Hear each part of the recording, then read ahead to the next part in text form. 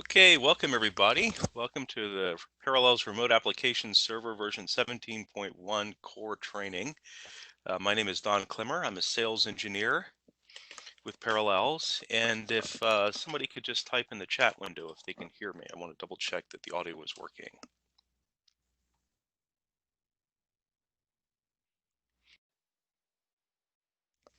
Outstanding, great. Thank you for that. I'm going to go ahead and put a message in the chat window, letting folks know that are having trouble with their audio that it is in fact working fine. So a couple of quick funny things about the WebEx. One of them is that you're not all by yourself.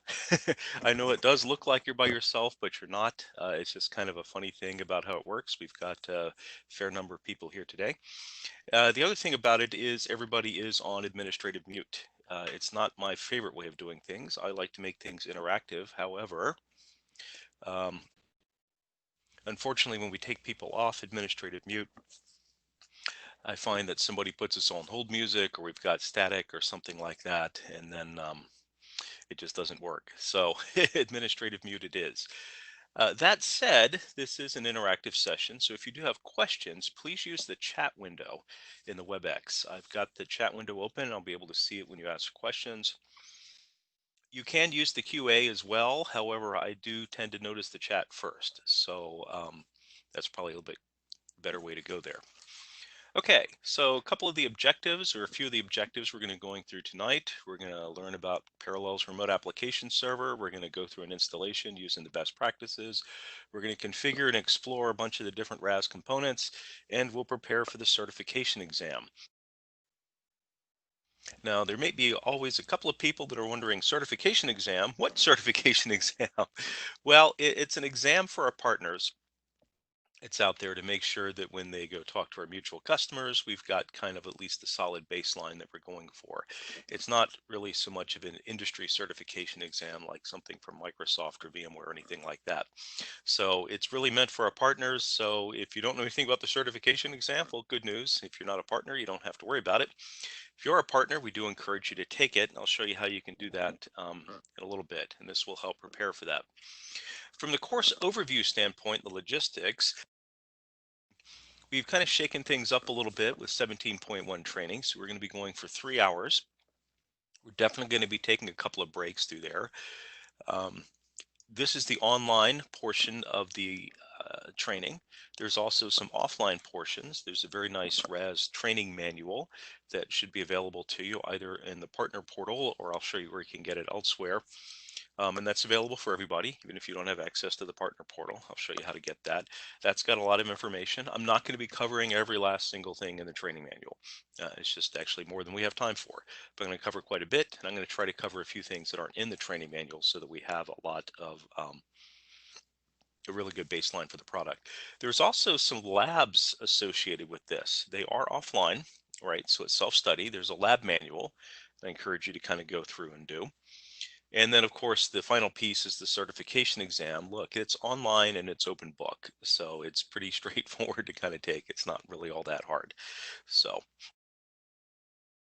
please, please, please, if you're a partner, take that and get certified.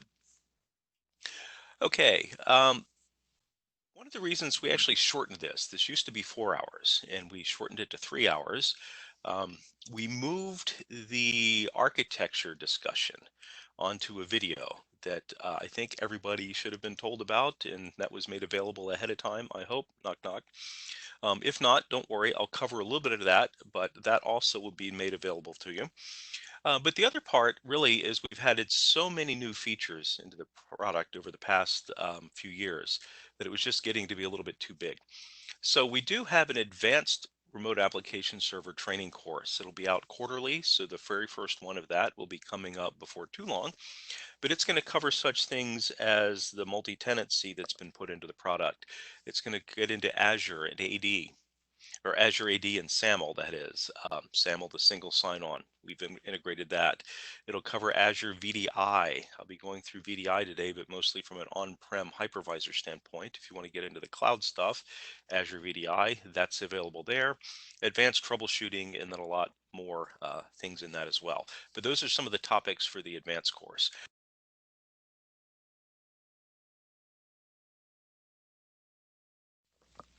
From the exams information, like I said, here's where you'd go to get it. You log into the Parallels Partner Portal, and once you're in, you would select, RAS Managed Partner or Cloud Partner.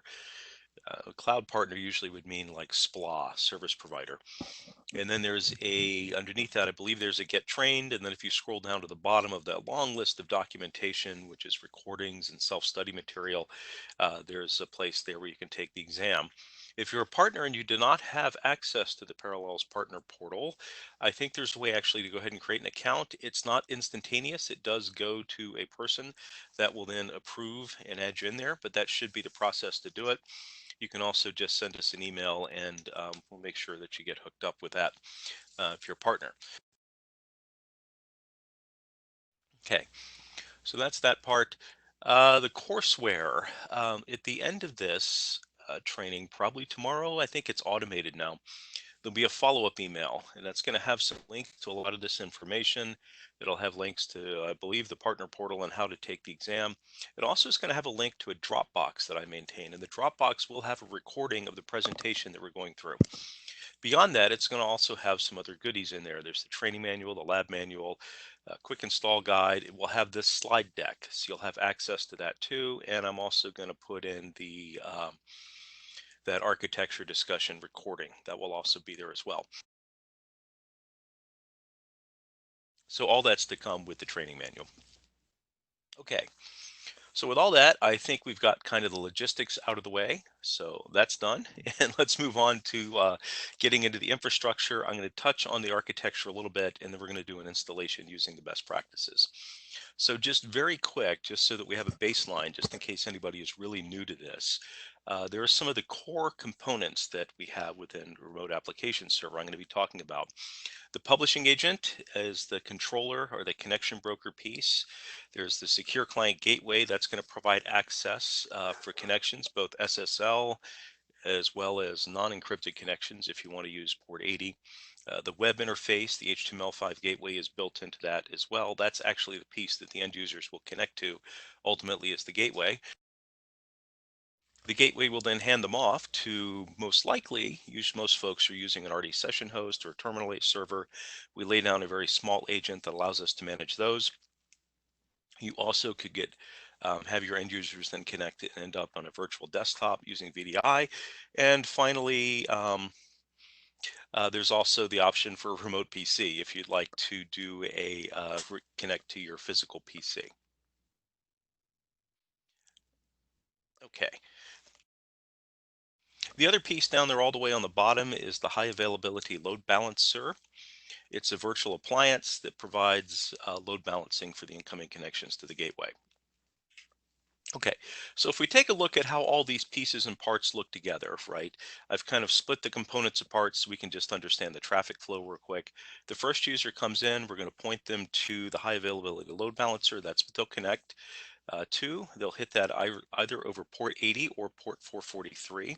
You can change those ports if you'd like, but that's the default ports, right? 80 for unencrypted connections, usually because they're at work already and behind the firewall, 443 for encrypted connections using SSL. The load balancer does network load balancing, NLB, and it just simply does round robin load balancing of the secure client gateway. So the first user coming in is going to go to gateway number 1, again, over port 80 or 443, depending on how they came in. The gateway will then ask the publishing agent, what are we going to do with this person, right? The publishing agent will then have Active Directory do the authentication. We don't store passwords or save anything like that. Active Directory takes care of that. Once he's been authenticated, we'll query Active Directory for their group membership, and then based on that, they're going to make an RDP connection to the remote desktop server, the terminal server, and log in, create a session, and then their software, their applications, their desktop, or whatever is delivered to them. Notice the RDP connection, and we are using the RDP protocol, is really only running bare, if you will, over port 3389 between the gateway and the remote desktop server. Right? Users, unless your networking allows it, right, like everybody's at work and they're all on the same network, wouldn't normally go to the remote desktop server over port 3389. Right, they're going to go over port 80 or 443, which is more secure. Okay, the next user that comes in Same process. They're going to go to the load balancer over 80 or 443. The load balancer, last time we went to gateway one. This time we're going to go to gateway number two.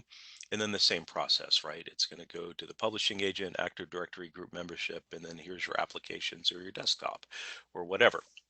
Okay. Third user, what do we think happens there? Yep, we got it right. It's going to go back to number one, round robin, back and forth, and end up on them.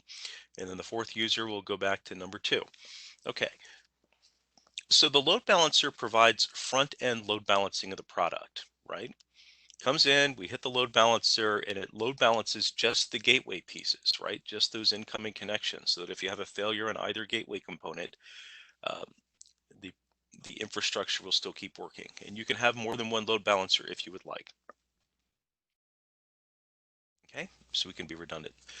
The terminal servers, or the remote desktop servers, if you prefer the modern name, those are also load balanced, right? We seemingly have random lines going to them from our connections.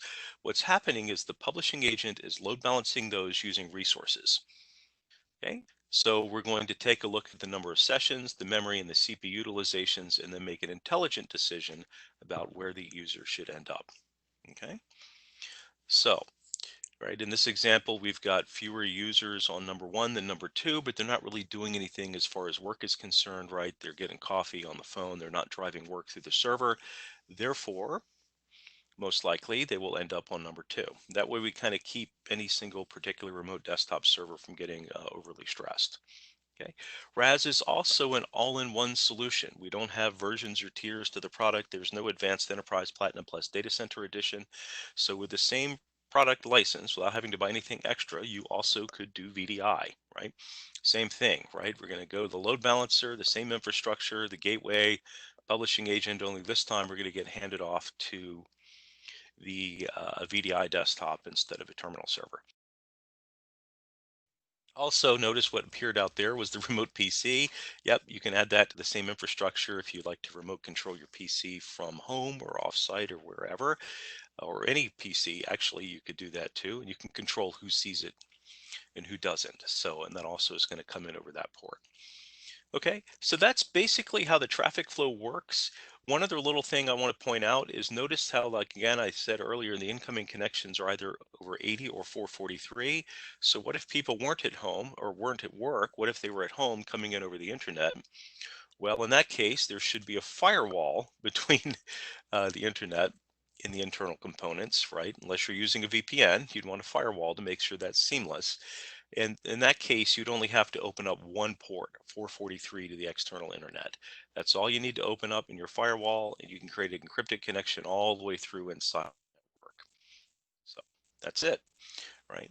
So that's all you need to do to get access. And that's a nice, secure, encrypted connection right on through. You never, ever want to open port 3389 to the public internet.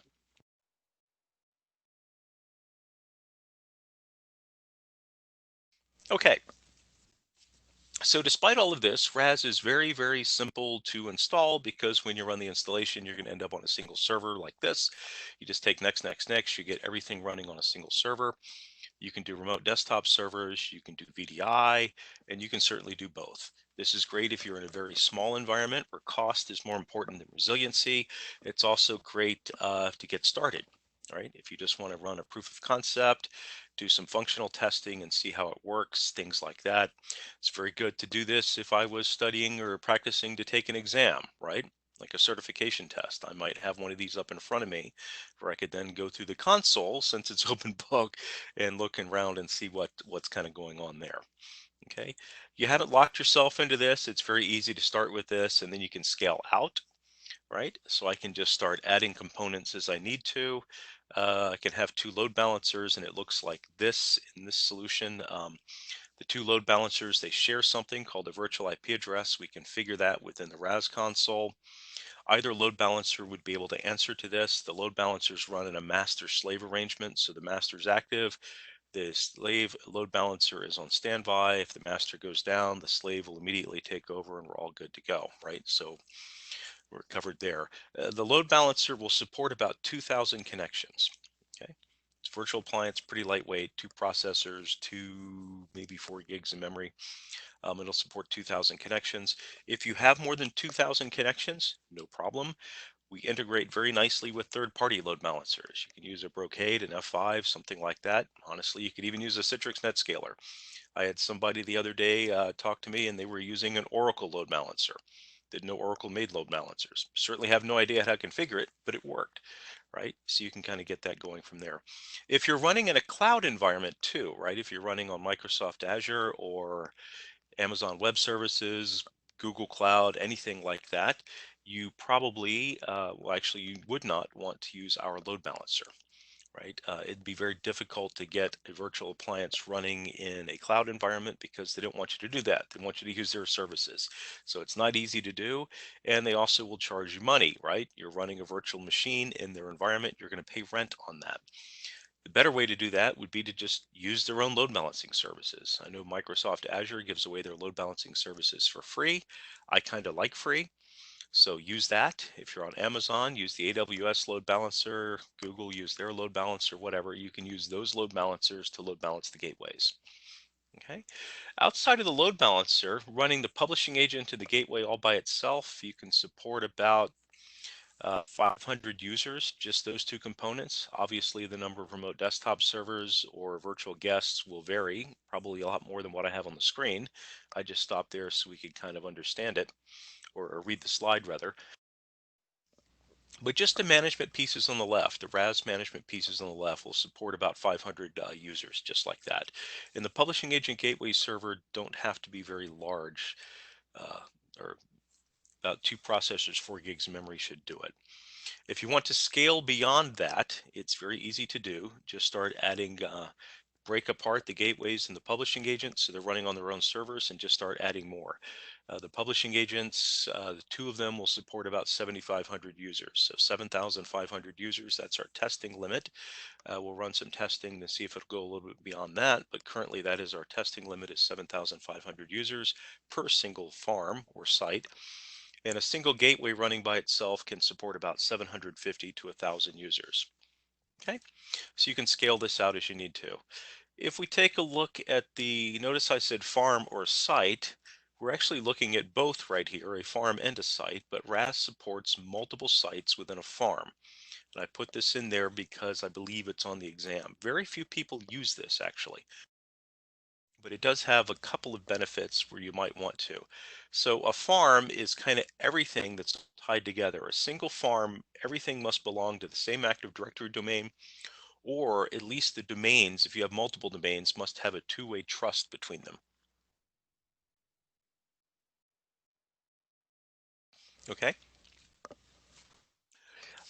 But you can have multiple sites. Sometimes it's a physical location. Usually it would be a physical location, two different locations. Sometimes it's not. But almost everywhere it would be two different physical locations as a site. If you look at the two sites inside the red box, it looks almost like what we would be thinking of as a farm, right? It's two complete RAS instances, if you will, right? They've got a publishing agent, they got a gateway, and then they've got stuff that I'm publishing or delivering from. Remote desktop servers usually could be a VDI infrastructure, even could be just a remote PC. Okay, but a site must have all of those, and it may or may not have a load balancer, right? And you can have a site scale out as big as you need it, right? It doesn't really matter. So each site has that, but they are connected to each other. Not only do they all belong, both sites belong to the same domain or two domains that are connected by trusts, but the publishing agents also have to have a pretty stable network connection between them, right? And why is that? Because the very first publishing agent in the very first site is the RAS licensing server. That's what doles out all the licenses for everything. So you've got to have all the publishing agents be able to talk to him. All right, all the publishing agents are active, right? We have 4 in this example, all active, active, active, active. Right, so they're all doing work and brokering, but they're getting their licensing information from the master. If the master goes down or if the link is severed between site 1 and site 2, don't worry. Site 2 will be able to serve up licenses without any interruption. So it has 3 full days where it'll work without you having to do anything. So if it was just like the network went down for a little bit, or a hurricane or a typhoon or something came through and the power is back on and we're all good now, then you don't have to do anything as long as it all comes back online within 3 days. If it's going to be longer than 3 days, or if it's permanent, right? Site one disappeared into a crater because of an earthquake or a volcano or something, right? No worries. I would just need to log into site two and right click in the console and promote the publishing agent to the licensing server. It's really all you have to do. So you have 3 days without doing anything. You've got a very small little bit of manual intervention. Just right click and go to make it work after 3 days. Okay. So just to keep in mind, I think some of the exam questions, I haven't actually seen the latest, so I'm not sure if some of these are still there or not, but they were in the past. Um, Remember that a site consists of at least the master publishing agent and as well as the gateway and then something to be published from, right? And then there also has to be, remember, everything in the same domain, and you got to have a pretty stable relationship. So the reason to do this really, the main reason is, why wouldn't you just have two completely separate farms? The main use case would be, well, let's say you've got users that travel back and forth between site one and site two, right? This way their license will follow them because we're pulling from a single pool of licenses. So if you have 500 licenses and you got 300 users in site one and 200 users in site two, but they transfer back and forth and work in each location from time to time, well, this way the licenses will just kind of follow them around. If you don't have that situation where you just have 300 users in site one and 200 users in site two, and they never need to log into each other's site to do anything, well, you could just go with two completely separate farms. Then you don't have the Active Directory limitations or anything like that. So just kind of how you want to do that. If you do get into sites, and I'll show you this when we kind of get into the lab demo piece, remember, don't run the RAS installer again, right? You're going to run the installer once, and then we typically do everything from within the console. So if I run the installer in site one and install a publishing agent and all that, and then I do the same thing in site two, I've created two separate farms. I haven't created two separate sites, and there's no way to tie them back together at that point. So to deploy a second site, what you would do is log in and into the RAS console and then deploy it from there, right? A single pane of glass. So we'll do that in the lab actually once we get to that part. Okay, so with all that, we're ready to kind of move on, and we're going to actually start doing the lab. I'm going to start doing the demo lab. So we're going to run through the installation. We're going to use best practices. I'm going to install on server one. We're going to build out to something that looks like this, kind of two all-in-one servers and a load balancer. All right, that way we can see how to deploy the components. I'll probably also add a site two into this as well, and we'll get into virtual desktop and VDI in a minute as also. Site one will be the first, or server one rather, will be the primary installation. It'll have a publishing agent, a gateway, and a remote desktop server on it. It'll be all in one. I'll probably add the RAS monitoring to that. On server two, the secondary publishing agent, the gateway, remote desktop server, and then I'm going to do reporting on that one. I'm actually not going to install reporting today, but we're going to walk through it. I've got a video that I'm going to play. I'm actually going to live narrate the video, but the reporting services require SQL, and that takes a while to install. And that's actually where all the work is, kind of figuring out is going through the SQL. So I'm going to do that playing a video so I can trim out some of the time that it takes to install RAS, or SQL rather. Okay, and then we'll add the load balancer. So a couple of quick things before we kind of move forward to this. The best practices that I highly recommend, and I'm going to be doing this, is plan out a little bit before you just start installing. Think of some pre-installation steps. The first thing I highly recommend is make sure that everything is joined to Active Directory. You want to do that kind of up front. The reason for that is that if you join it to Active Directory later, you can have some unintended consequences, right? The security identifiers change, so it'll switch over. Sometimes that can cause problems. I also like to have a static and reserved IP address and a permanent host name set, at least on the first server. Can you change it if you have to? Yes, you can, but you're going to have to jump through some hoops to kind of get everything working if you do that. Why is that? Well, Remember, the licensing server is the very first server, and the licensing server is tied to the host name and the MAC address. So if you start changing any of that stuff, it's going to have problems. If you start changing the IP addresses, it's going to have problems at the gateway level, right? Because the gateway is kind of tied to addresses. So, like I said, you can recover from it if down the road or you need to do any of these things. Yes, you can do it, but it's best to not have to do it. So, kind of think about what you wanted to be up front and get them working. Make sure that your name resolution DNS is working pretty well also before you get going. All right, after that, let's follow the Parallels RAS best practices. I'll show you what that is in just a minute, but we definitely want to go through the best practices. That is some tuning parameters to tune the RDP protocol. If you've got very aggressive antivirus, we do recommend that you either you might have to temporarily turn it off if you're in a situation where you can't do that, or if it's going to interfere with RAS running. We do have an exclusion configuration information in the best practices document that you could look at. But sometimes if you just temporarily turn it off and install RAS and turn it back on, you're good to go because it's the installation that it can interfere with. Other times you need to do a little bit more and actually add in those exclusions. I've seen that. Sometimes it looks like RAS installs fine, everything looks like it's reporting fine, but we're just having very weird behavior and stuff just isn't working. Very often it's antivirus. And if we get that sorted out, install RAS again to let it repair itself, usually that will kind of take care of it. User account control, you don't have to turn it off. Definitely a security consideration for a lot of people, but we do, if you're in a situation where you can, it does make your life a little bit easier for certain things. The other one too is the server that we're installing on. We don't have to worry about this, right? Because I'm running the MSI installer right on the server. But if I'm pushing RAS components to other servers from the primary server, which is what we do, just remember there's this little thing called the Windows firewall, and that can get in the way. I can't push components through a fully configured firewall. It wouldn't be much of a firewall if I could do that.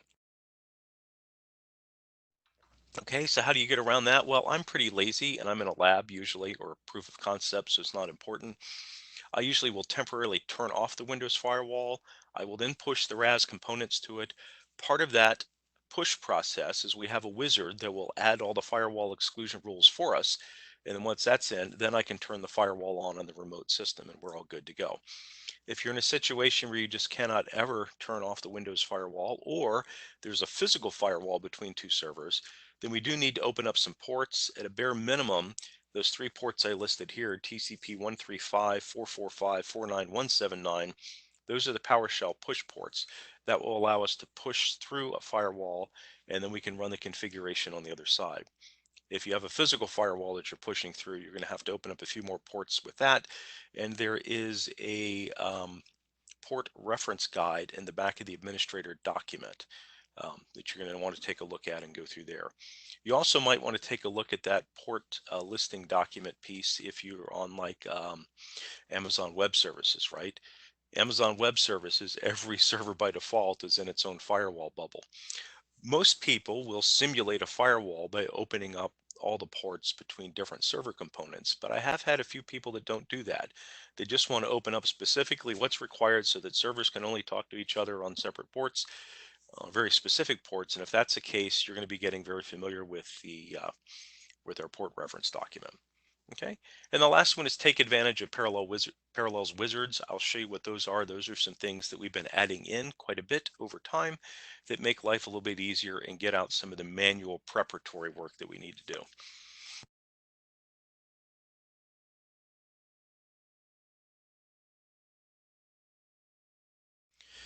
Okay, with all that, doesn't look like we have any questions. Oh, it looks like somebody did update the website for the Parallels portal, partner portal. Thank you. I'll have to update that to my slides. I never log into it, so I have to change that.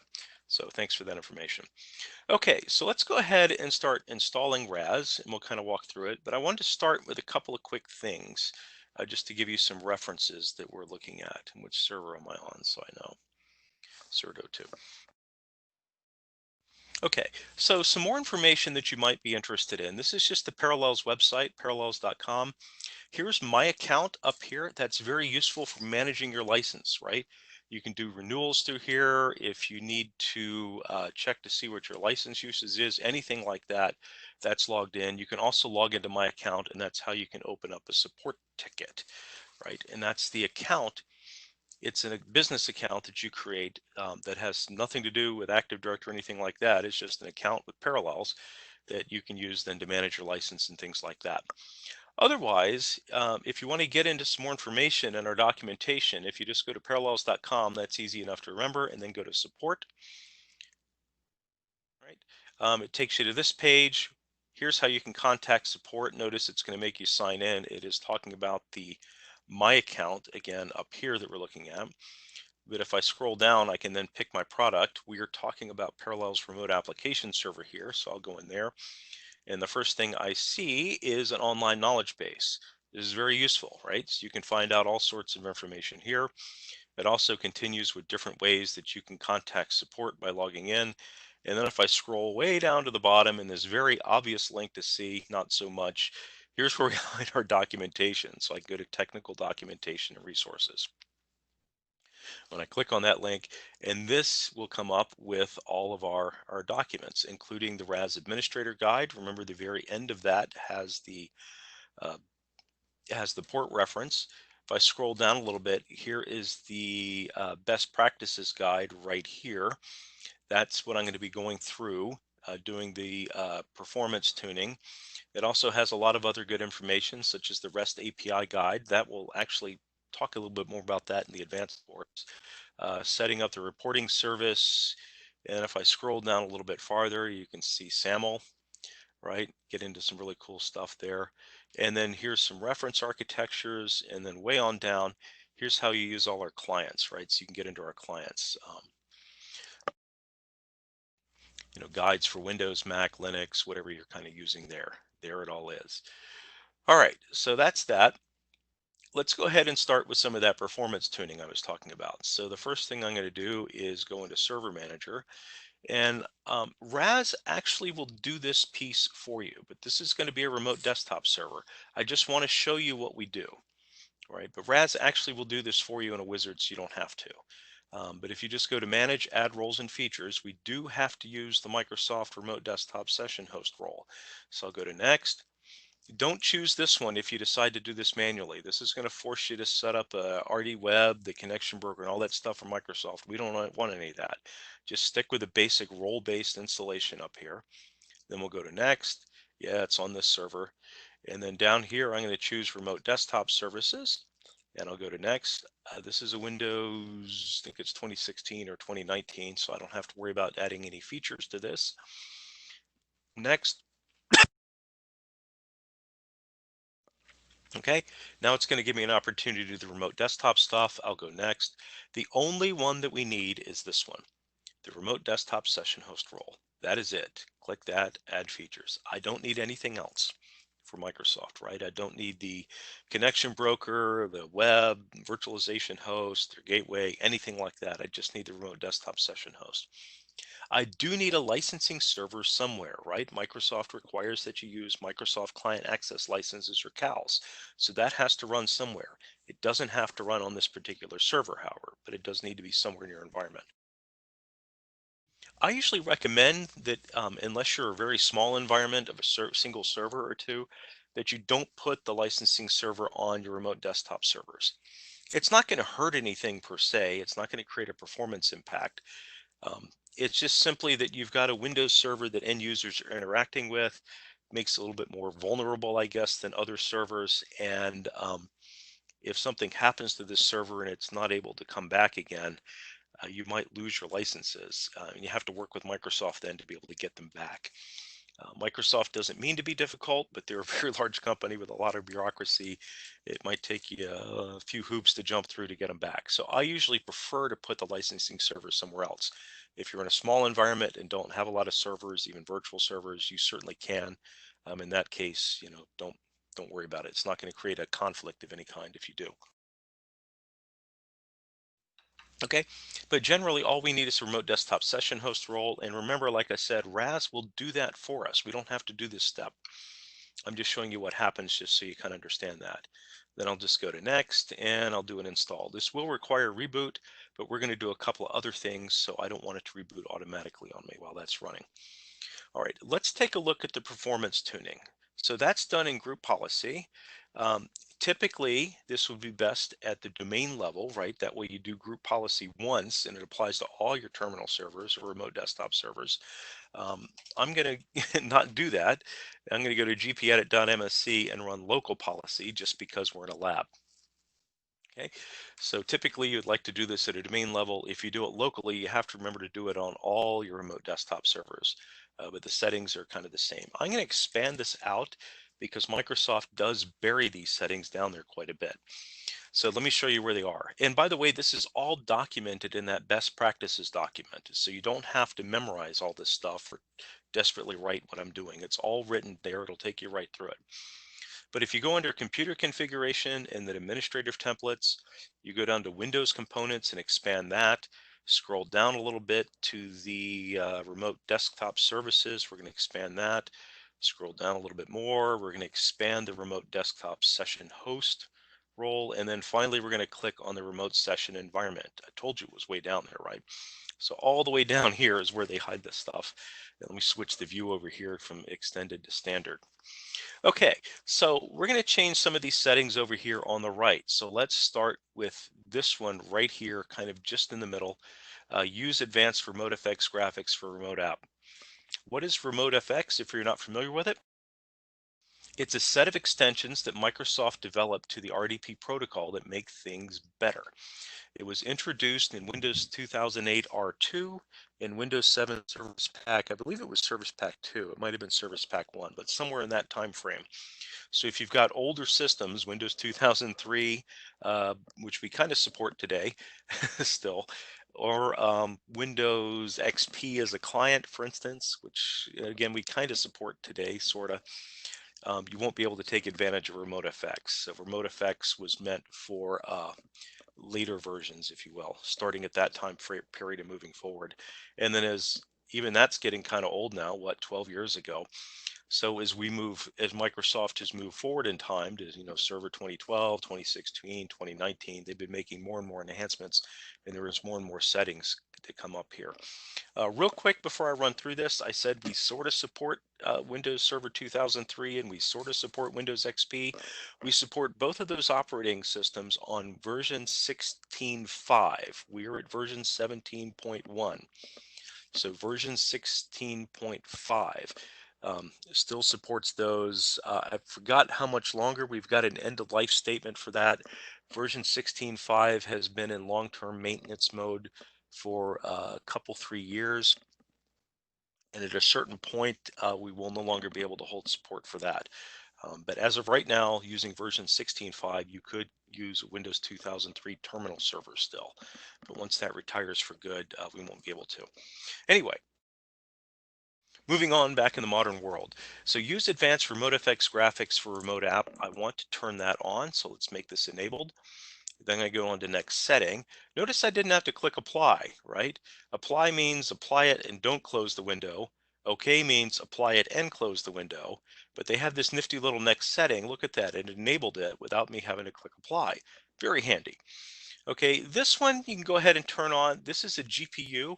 It allows the remote desktop settings or server to take advantage of some GPUs. You to really take advantage of it, you kind of either got to be running bare metal or running this on type of Hyper-V with kind of the GPU pass-through enabled. But it doesn't hurt anything if you don't. So I'll go ahead to next setting and enable this. And the reason it doesn't is because you'll notice here it attempts it only for remote FX vGPU virtual machines, so that you've got virtual GPUs enabled through here, meaning I've got a physical GPU, but I'm using the GPU pass-through within Hyper-V. They don't have that, doesn't do anything, doesn't hurt, doesn't help. Okay, go on to next setting. Configure compression for remote FX data. Yeah, I really want to do this. I want to enable this, and I want to optimize this to use less network bandwidth. That'll kind of compress it as it goes over the wire. And then we can adjust the compression further using RAS settings. But that's very important, especially if you've got people that are not on a high-speed LAN link in the office. or even if you are on a high-speed LAN leak in the office, you definitely will help keep the traffic down. So that's a very important setting. I'll go into next setting, configure the image quality for remote FX graphics. I want to enable this. And you can tell in Windows 2016 and 2019, Microsoft put the default at lossless. Lossless is really, really high, right? It's going to print a pretty picture, but it's going to be really high and really put a lot of stress on your network trying to get that all the way across. If you're not running a Windows 10 client, right, if you're running a down level client or you're connecting from a Mac or Linux or something, it might not even be able to connect at lossless. That's how high that is. So be very careful with that setting. We recommend actually using medium. Medium is a really nice balance between giving the end users a pretty good display and not stressing out your network too much. So medium is a really great all-purpose setting that we recommend. That's what's listed in the best practices. If you need a little bit higher resolution, you could experiment with bumping up to high. I'd be very careful with lossless, but for almost all use cases, medium works very well. Okay, so we're going to set this to medium. I'll go next setting.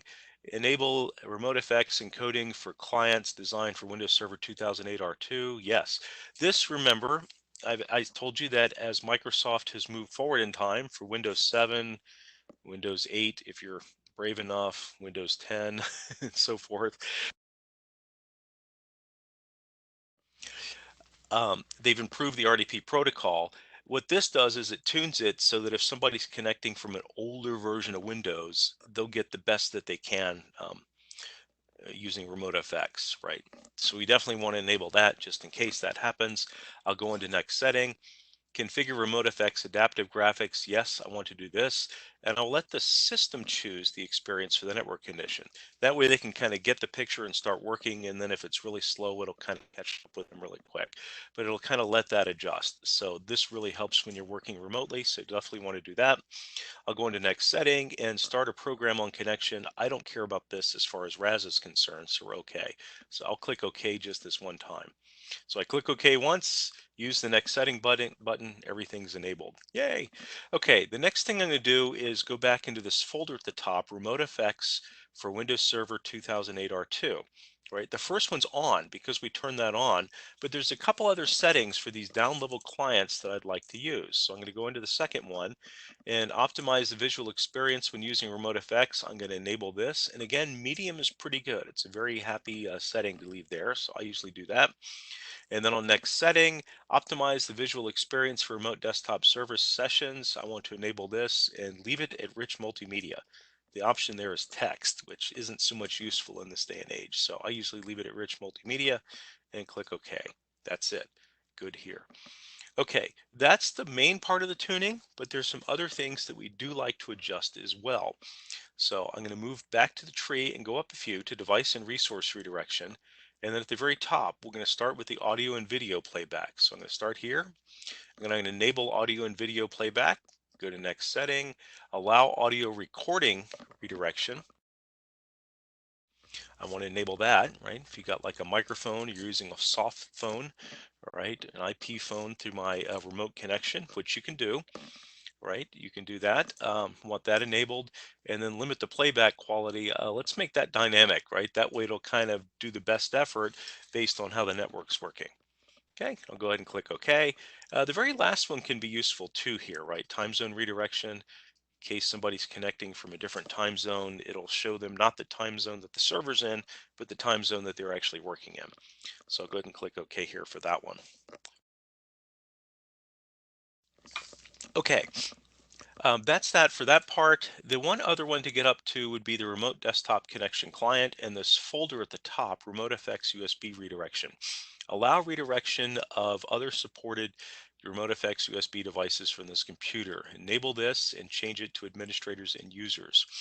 All right. That way, that will enable your users USB keys to plugs or ports on their local computer to actually work. So if I plug in a smart microphone or a USB key, it could be available to me in my remote session. You can turn it off here if you're going to say nobody will ever be doing this. You can just shut it off. You don't have to worry about it. But a better way would be we can turn this on, means it has the potential for somebody to do this. And then we have a robust set of centralized policies within the RAS administrator console, and I can decide who can and who can't. Maybe as an IT person, I log into some systems like a remote PC and I want to have access to my USB devices. But I don't want the financial guys to do this because they might transfer data off the server. So I can choose who can and who can't, but this means at least it's got the potential for it to be done. Okay, so I'll click OK. That's it for the remote FX tuning. There's some other good information in there in that best practices document, including some information about the paging file. We do recommend that you set a static paging file up front to 2 times the physical memory. I know this creates all sorts of debates in the IT industry about whether you should and whether you shouldn't. The reason we do that is it used to, and perhaps still does in many cases, make a massive performance difference because your paging file could get fragmented over time. If you set a static paging file up front, it keeps it from getting fragmented. You can tell I'm old and come from the days of spinning media. And you're saying, but everything's solid state. Yeah, that's not such a concern if you got all solid state drives, right? But it's still not a bad thing to do because it provides a large caching area. We've actually had some instances where we had a customer do this and they were still having some performance issues. The reason is they were copying vast amounts of data. Their end users were putting just a ton of data, very large image files into the clipboard, copy, paste, copy, paste. We actually had them bump that up to 3 times the physical memory, and that actually made a difference. So depending on your circumstances, it can make a difference to do that. So there's some other things in there. That best practices document is very, very large. Um, I personally think it should be broken up into a few smaller documents, but it does have a lot of great information in there. But at the very minimum, if you just focus on the section about tuning the RDP protocol, that I do highly, highly recommend, if nothing else, although there's a lot of great information in there. The one other thing I want to point out too is the Microsoft licensing right here. Starting in Windows, I think it was 2012, if you do not install the Microsoft Connection Broker, and we'd really rather you didn't, you can, but we'd rather you didn't because it's just more stuff running on your server, then there is no longer a graphical interface or GUI interface into setting up the licensing, the per user, per seat, where's the license server, that kind of stuff. And so a lot of people kind of go, oh no, where is it? What do I do? Well, the licensing server can be set here. All right, so if I go and you'll see this because you're right in this section, you can see licensing right here when you're doing the performance tuning. But when you go here, here's where I can come in and specify where the licensing server is, right? I also can specify the licensing mode, like if it's per seat, per device, etc. Okay, so that's where you can actually set it to point it to the licensing server. This isn't the licensing server itself, it's just telling the remote desktop server where the licensing server is. I'm not going to configure any of this because I don't have to, because Microsoft very generously gives us 120 days of grace period to test things out. This is a lab server, it's not going to last 120 days, we're good. Okay, so with that, we're all set. You'll notice that the remote desktop installation that I kicked off earlier is finished. So I'll go ahead and reboot this server. And then cleverly, while it's rebooting, I have another server that we can actually do the install. So we don't have to wait for that. Okay, so let's go ahead and run the installation here real quick. So very fast, the remote application server downloads are on this page, parallels.com/product/ras/download/links. You'll have this information, so you don't have to worry about memorizing that. But this page has all of the software associated with Parallels remote application server. The first file up here is the actual installer file. If you go down a little bit, it's got all the client installation files for Windows, Mac, Chrome, iOS, Linux, etc. And then under Windows, you'll notice there's a install file and then a basic. What's the difference? The basic installer runs in user mode. Okay. The main installer up here requires administrator privileges, but this one runs in user mode. Okay, that's the difference. There's a few things that the regular installer can do, such as single sign-on and shortcuts on the desktop and start menu that the basic can't, but otherwise the performance and most of the features are pretty much the same.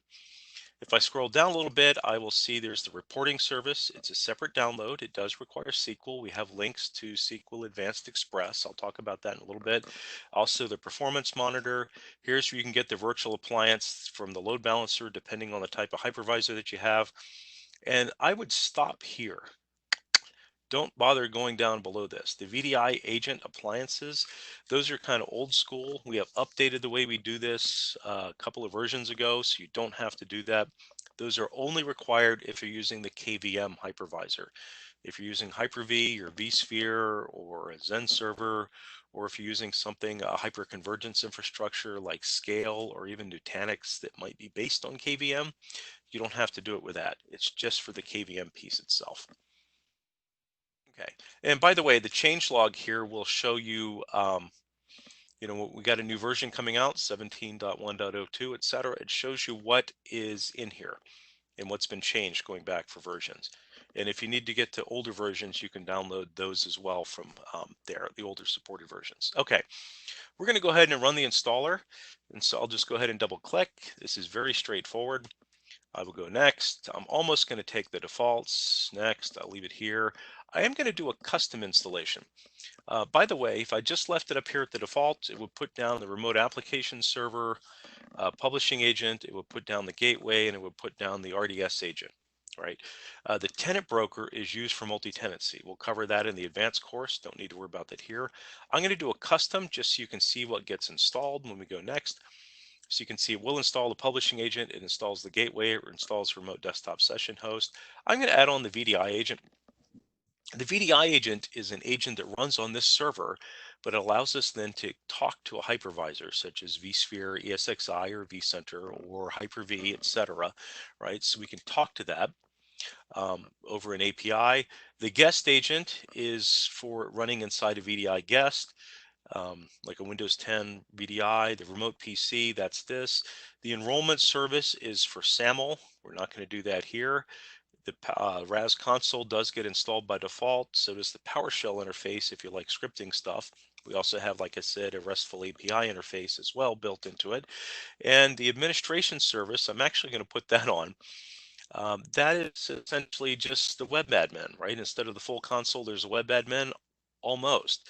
It doesn't have anywhere near the full features in it that the console does, but it can be very, very useful for user management. So if you have help desk personnel, you might give them access to the web administration tools so they can do things like maybe remote control a session, log off users, manage user sessions, help desk stuff, things of that nature, right? They can be helpful, but not too helpful.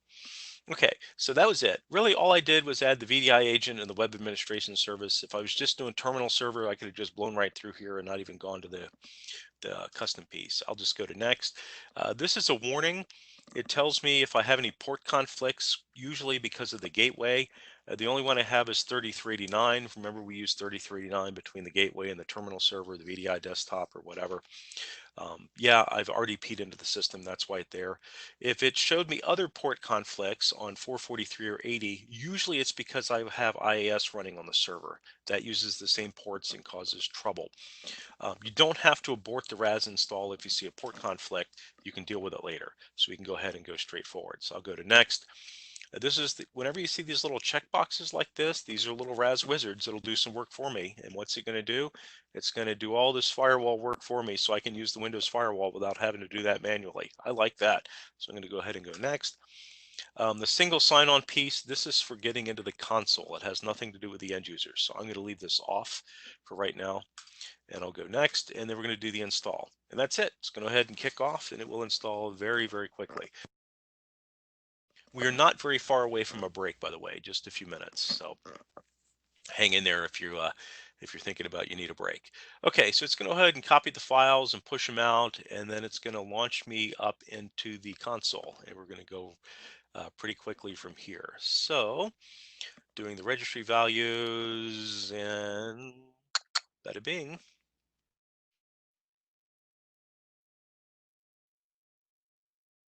Gives me some time to get a quick drink of water before we kick off and go on. So, okay. All right. And I'm looking through. I don't see any other questions so far, so we're good there. And this will start up in just a second. And then, like I said, it's going to ask me to do a couple of things. It's going to ask me to register the product and activate the license. And it's also going to ask me to log in. So the first checkbox is launch the remote application server console. So if I click finish, it's going to throw me right into the console login box. Every so often somebody calls me up and says, I clicked finish and nothing happened. What's going on? Did the product install? The only thing I can think of is that somehow that box got accidentally unchecked and they click finish and they see this, right? What do I do now? Well, the product's installed and it's running. It just didn't launch the console for whatever reason. If you go to the start menu, you can see it right up here. There's the console. And I'm actually going to take this opportunity to go ahead and pin that to the taskbar so I can deal with it. All right. But if you hadn't unchecked that, you go ahead and start it. What you'd see is this, right? Log in. What's the farm? The farm actually is the host name of the server, right? By default. You can change that if you want, but this is RAS-CERT-01. That's the host name of the server. That's my farm name right now. You can just type in localhost. And if I give me a friendly name, that's just something that you want, right? The username and password. I am creating the first administrator for RAS right here, right? There's no default login. The first user that I log in with will be the default administrator. It has to be a valid Windows account, and it needs to have at least local admin privileges on the server. A domain account would be better. That way I can go ahead and see all the Active Directory stuff, but it's got to be a valid Windows account. I'm going to use a domain administrator because I know it's a valid Windows account and I know it has local administrator privileges. You do not have to be a domain admin. You just got to have an account that at least has local administrator privileges. Okay. And then provided I don't screw up my password, we should be good. And I hate typing in my password. And since I'm in a lab, I'm going to say, go ahead and remember my credentials. I'll go ahead and click connect and we'll find out if I typed the password correctly, and I did, and here we go. Okay, the next screen asks me to register the product. So what I'm doing is going to use my Parallels My Account. Remember, that's that account that's online. You go to parallels.com and click on My Account. That lets you register and manage your licenses. Okay, if you do not have a Parallels account already, you can click register and create one right on the fly. If you have one and don't remember what the password is, you can do the forget password button here. I happen to have one, and I think I remember my password. We're going to find out real quick, won't we? So I'll go ahead and click sign in, and it looks like I do. Yep, there we go. And so it's going to pop up here to activate the product. If you have a license key, go ahead and plug it in here, right? If you don't, I can go ahead and activate a trial license, which I'm going to be doing. This does require internet connectivity, right? It's going to go out. If you just look up licensing server in our knowledge base, it'll tell you what it needs to connect to. It's just an outbound 443 connection to some servers in North America. If you're in a situation where this is isolated and cannot be activated offline or activated online because it cannot get to the internet, don't worry, you can work with our support team. They can do an offline activation for you. I can't do it, but support can.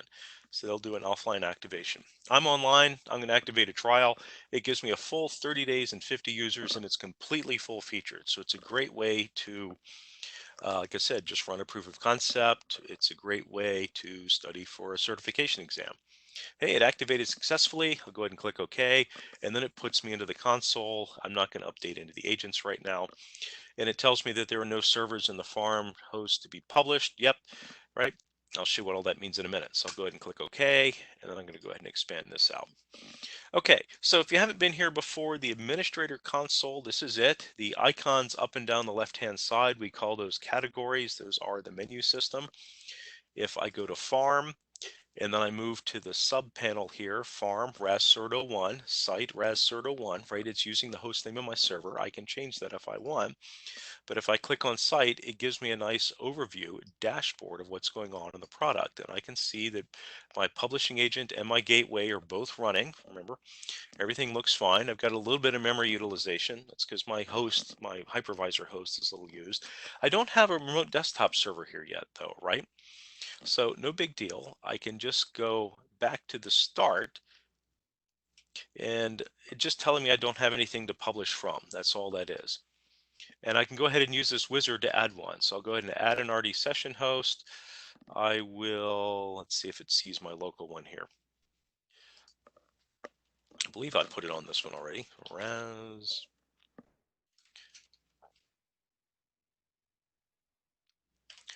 Oh, 01. So I put in the name of my host name right here. I click on the green. It comes up here and the agent's okay. Well, yeah, it is because I just installed it on this server, right? And it also, I know that I previously installed it. If I hadn't put on the role, it might tell me that the remote desktop session host role needs to be installed. So I click on next. Here's some more of those wizards, right? It'll configure the firewall, which is already done. Remember that manage, add roles and features? That could be done for me. I didn't have to do that. RAS can do that here. If I'm on a server older than Windows Server 2016, it'll turn on the desktop experience for me, which gives your end users a better experience. If I do the RD session host role, it does need to reboot the server, as we noted. It'll do that. I don't need to do any of these things. The last one is just add it to a group if I want to manage my remote desktop servers as a group within RAS. So all this is already done, so I can just click next. The other thing is here, right? We never override basic Microsoft security. So if I want to have users access this, they need to be a member of the local remote desktop users group on this, right? It's just basic Microsoft stuff. I'm going to put in authenticated users. That'll allow everybody in. I can then control who has access to and who doesn't, and who sees what from within RAS. But I'm just going to do that. Go ahead and click next. Next. And there it is. Yeah, it's just going to pause some services real quick as it adds it to the system. And then very quickly it should be done. And then I can go ahead and click done, and it's there. So there we go. Okay, so it's done. Finish. Always click apply. And now when I go back to farm and then my little dashboard under site, you'll see that there it is. It's still adjusting the status. That's what this little refresh is here. I just click that and it updated, right? The status reporting was just a little bit behind reality. So that brought it up. If I want to add more components to this, I can do that. Right here's the publishing agent, right? Farm publishing agent. I've got a master here. Here's these little blue pluses. We hide them all over the place. I click that and I can point it to my second server because I want to build out two of these. So RAS cert 02, I want to resolve it to make sure DNS is working. We'll use FQDN, so it'll automatically add that for me. And look at these little checkboxes. It's going to go ahead and add the gateway with me or for me, so I don't have to do that separately. Remember, I'm making two all-in-one servers. It'll also enable the web interface, the HTML5 gateway, and then of course configure the firewall rules. So I'll go ahead and click next. And it's going to come back and tell me that yes, there's nothing over there, right? That's the clean server that I rebooted earlier. So I'll go ahead and install and it'll push this over. If this fails, it's usually one of three things or a few things.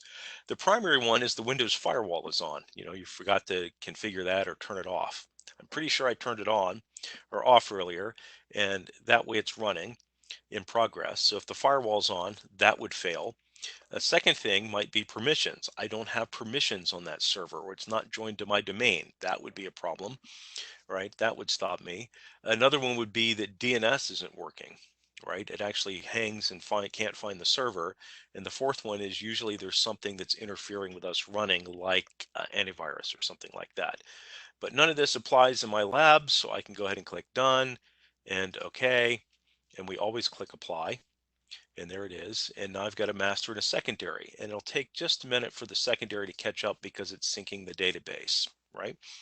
Master does 60% of the work. Secondary does about 40% of the work. If the master goes away, the secondary will take over for 3 full days without me having to do anything. And if master goes away permanently, I can right click on the secondary and promote to master. And if I do that sometime within the 3 days, it'll go ahead and promote it and bring it up. And that's it. If I want to add a third publishing agent, I can do that. But if I go into properties here, we really recommend that you put the third one in standby, right? So you never want two running it more than once. They're very chatty. It'll kind of put some network traffic out there. They might even kind of get stepping on each other. So two active and then one in standby mode is perfect. The standby mode server will automatically promote itself if one of the other two fails. So you don't have to worry about that. And it'll put itself back to sleep. You can use that under the auto promotion settings there. That's it, okay? And two, by the way, will support 7,500 users. The other thing we can do is to complete our all-in-one servers. Let's do another RD session host. I used the wizard before. This time I'll use this method. It's going to look kind of the same. I'll go to RD session host under farm. I click on the blue plus. I'll point it to RAS cert-02. I'll add it up there. It's just not verified. Though we did do the RD session host role earlier, right? That's the one I did that on. So it's just telling me the agent's not found. So I'll go ahead and click next. Same check boxes as I saw before, the same exact experience. Authenticated users, next, next, and yeah, and this is going to go ahead and push the agent out, and then we'll be good. Okay, almost there, and we're very, very close to a break. So don't worry about it. We're super close to a break. Okay, so we're almost there. And then once this guy's done, and we copied the MSI file over, that's what we did on the other two. It runs the MSI file on the other server, again, using PowerShell under the covers. And then once that's complete, it'll go ahead and pop up and I can click done just like we saw earlier. Okay, there it is, done, finish, and apply. And then it's synchronizing. There we go. We're all set. I now have two fully all-in-one servers going. I could have actually on that single server, the very first one we installed, I could have just started publishing applications and having people access it over the web. It was up and running. I'm just kind of building out the infrastructure. All right, last piece before the break, let's do the load balancer. So I'll go to Farm, HALB, High Availability Load Balancer is what that stands for. I will check to enable the load balancer. I'm going to give it a virtual IP address, which is I believe I want to use .40, I hope. And I give it the subnet mask. All right, I want to tell it when to load balance. The first one is for port 80 connections using non-SSL. Yep, I want to load balance over these two. Let me expand this out so I can check yep, I picked the right IP address. So I want to load balance my two gateways, check, check, done. I want to load balance the SSL payloads, right? The encrypted connections, 443, check, check, and okay, done. The only other thing I have to do is go find my load balancer. So I go up to devices and I click on this little blue plus up here. I've already turned it on and imported it. There it is. So go ahead and click OK. And it's going to go ahead and add it and initialize it in there. That's it. All right, I'll click apply. So the load balancer is ready to go. My end users can now connect to .40 instead of .41 or .42 on the other one. To give you an idea of what the load balancer looks like, let me log into my vSphere console and so this is the load balancer itself, right? This is running on vSphere. I just used the vSphere tools to import it, right? File, new, deploy OVF over here, right? Inside this new OVF template, wherever they put it in. Oh, deploy OVF template. There it is. They keep moving stuff around. I don't like the web interface. I miss the old one. I'm an old guy.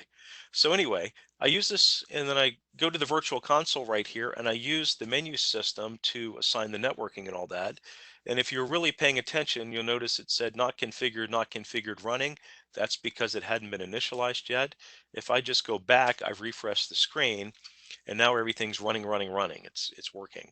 And you can see it has two addresses that it'll answer to. .45 is the address that I assigned to this, and then .40 was the virtual IP address that I assigned.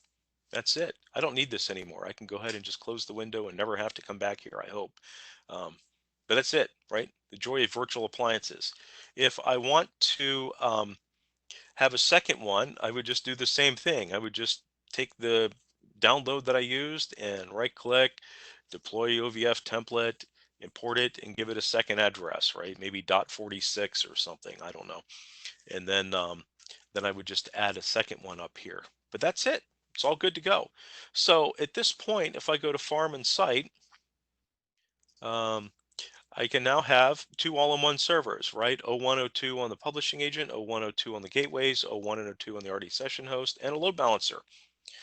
Well, we're done. Right? Actually, we're good enough for a break. So let me break out of this, and I'm going to go ahead and put the timer up. And why don't we take a 15-minute break? And we'll come back kind of at the bottom of the hour, and we'll pick up again. And then we'll take another break before we're done. So come back. We'll be halfway through. So good job, everybody. I'll talk to you all in just a few minutes.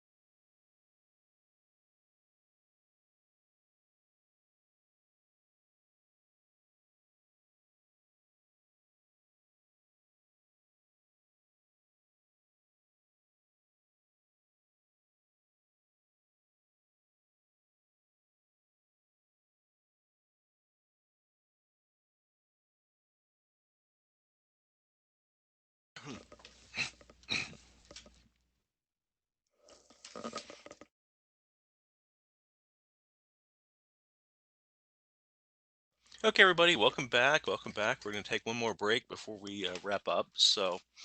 But we still got a bit to go. So let's kind of rock and roll. There was a question in the chat window. It says the HALB, High Availability Load Balancer, features only applicable.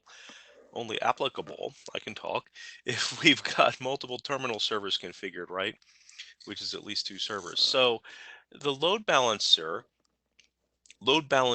the gateway components, right? It's those incoming connections. Users come into the load balancer and then they go to gateway 1 or gateway 2, or if I had more, gateway 3, gateway 4, whatever, however many gateways. There's no limit on the number of gateways that I can have. The remote desktop servers or terminal servers, those are load balanced by the publishing agent. So it is almost correct that if you have just one gateway, then there is no reason to have a load balancer. Right. However, because RAS does not license by the number of components or the number of features, I usually recommend that people build out two publishing agents, two gateways, and two load balancers. That way you don't have any single points of failure, right? That way everything it will load balance on you. Um, and it doesn't cost you any more if you do that versus if you do one, other than, a few more servers. And usually in a virtual infrastructure world, it doesn't matter. I do recommend that you take a look at that architecture guide. We go through this and we go into a lot deeper with this, talking about single points of failure and what happens when we eliminate those and so forth. Okay, but at this point, we've really built out a RAS infrastructure. Like I said, I could have started publishing applications and desktops just when we had the first one up without having to do all this other stuff, but we went ahead and did that anyway, just so we could build it out. So let's go ahead and start, just take a look at the components. I showed you the publishing agent. The next one I want to take a look at is the gateway component real quick. So this is fine, but if I right click and go to properties, remember sometimes you might get a port conflict because we use port 80 and port 443. And sometimes if you have software running on this, such as Microsoft's IIS, it will or can create a port conflict. So if you needed to change that, this is where you would change it on port 80. And then on the SSL tab, I would come in here and change it to port 443. Inherit defaults, what that means is if I uncheck this, I am changing the port just on this one gateway, RAS cert 01. If it's checked and I click on site defaults, I am now changing it on all the ports, or excuse me, all the gateways. So all of them at once. So it's a very handy feature. And then if you need to change any of these other settings like the encryption, cipher strength, or whatever, I can use that as well.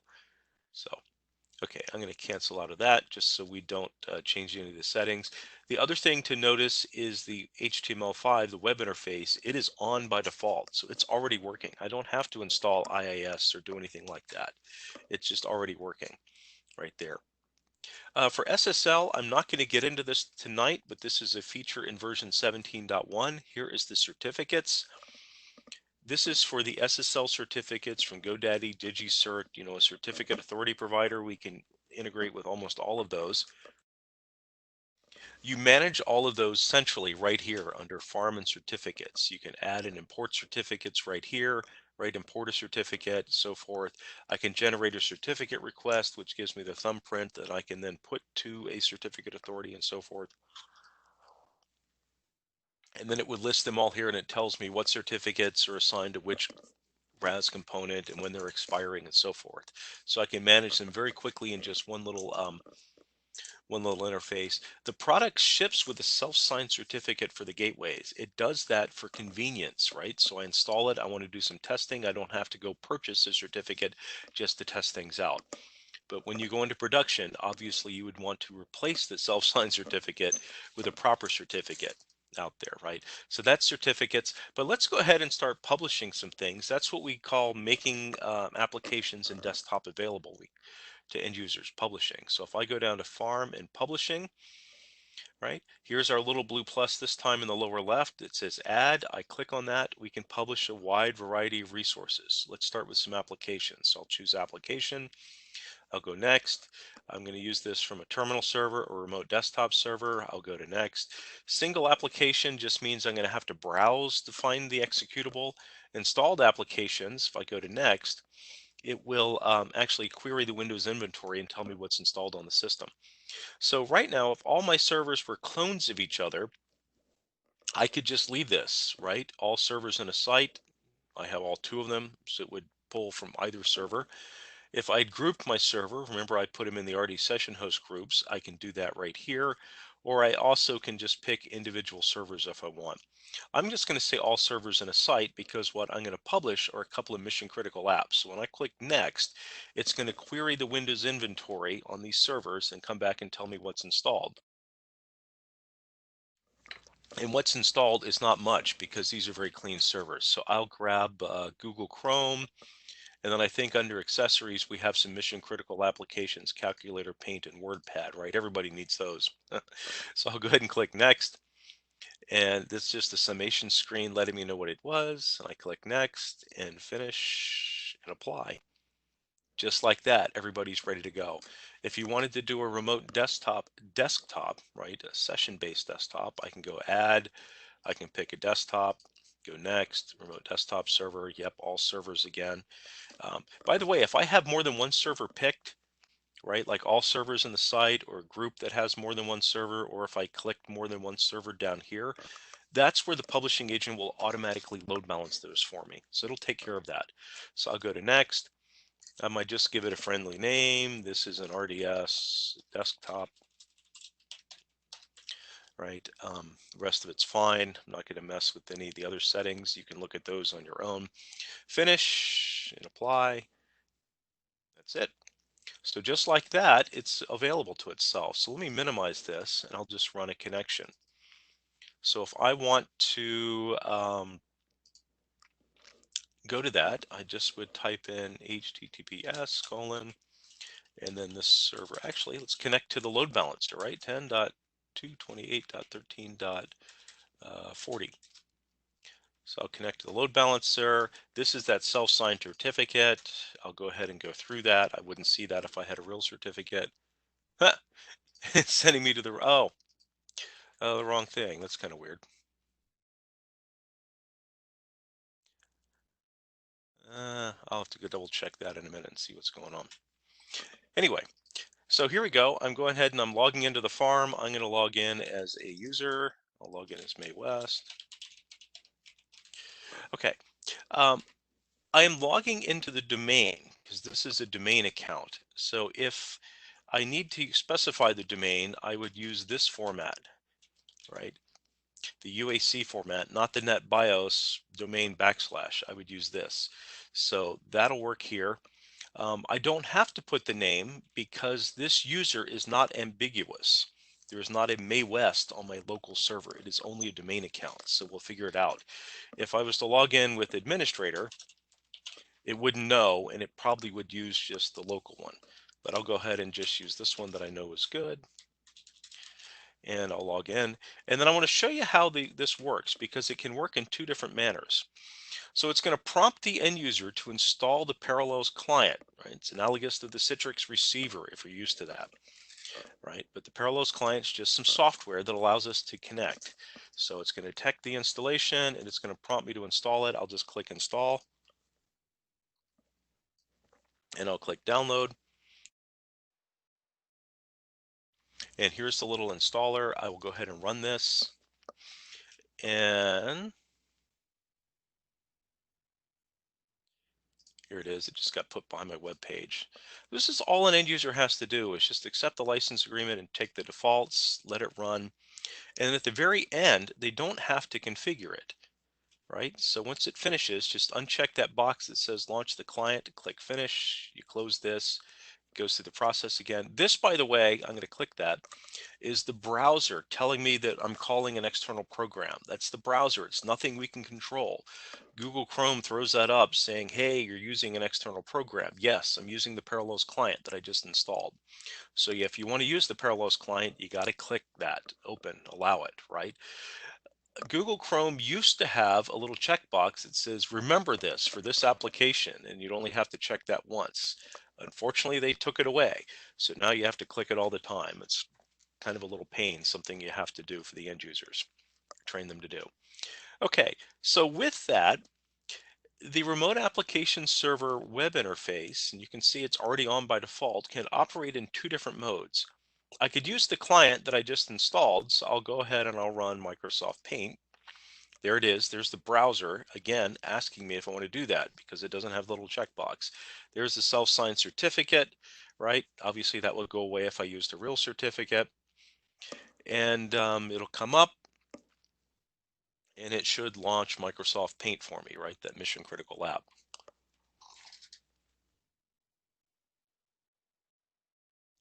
Once it creates a session for this user on the server. There's a question in there, can we change the name RAS HTML5 Gateway to a custom name? You can't change it to a custom name. What you can do is use a short name, like just the address, and then we can fill in the rest of it. But you ultimately have to end up at that RAS HTML5 Gateway for it to work. And let's see if my server's going or if it's running really slow, in which case I'll demonstrate it on another server. Because this is taking a minute. I wonder if my hypervisor is a little overwhelmed at the moment. Okay. Well, that's going. I'll tell you what. Let's just show you this on a different server. And I think I had to reboot this guy. So I'll probably have to log in here. Yeah, this is taking a little bit. So this is a completely separate farm. Yeah, you can see that's running slow. My hypervisor host is running slow. I keep hoping it'll launch for me, but I don't want to waste time waiting for it. I'll log in with Mae West over here. She logs in. There's the client. So this is an older version of Chrome, or actually this is Firefox. That's why it didn't ask me that. So there's a few more things over here, but if I go to my mission critical apps and launch Paint,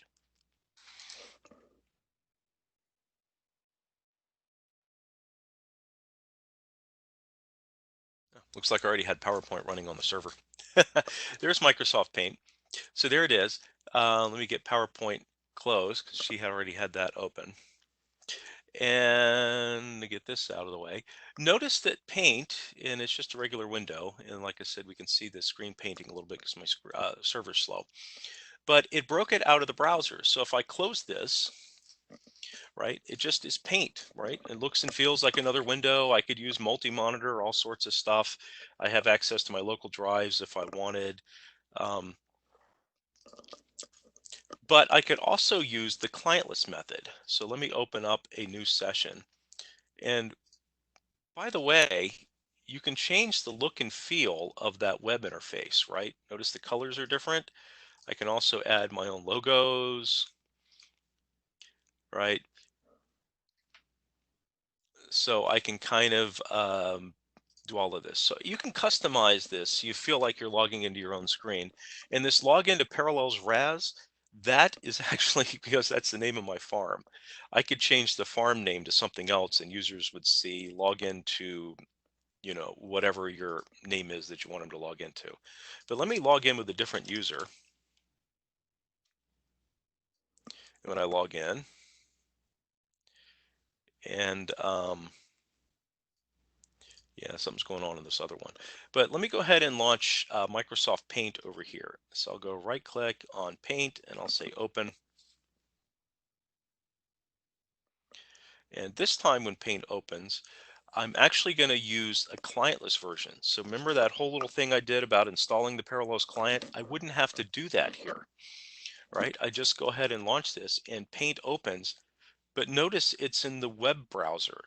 This Paint from Mae West is down here, but Paint from Lauren Bacall is contained within the web browser, right? So it's clientless, highly, highly convenient, but it doesn't quite have all the bells and whistles that I would have using a full,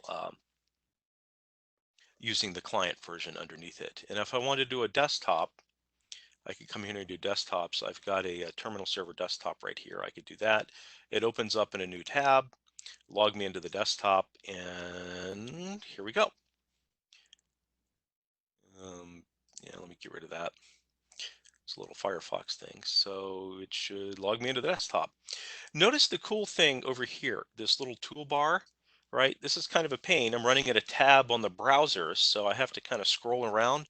But I can click this little thing, this toolbar here. This is the RAS toolbar. I can click that, and it takes me full screen, right? So now it looks and feels like a full desktop to me, but I'm really running at a tab in the browser.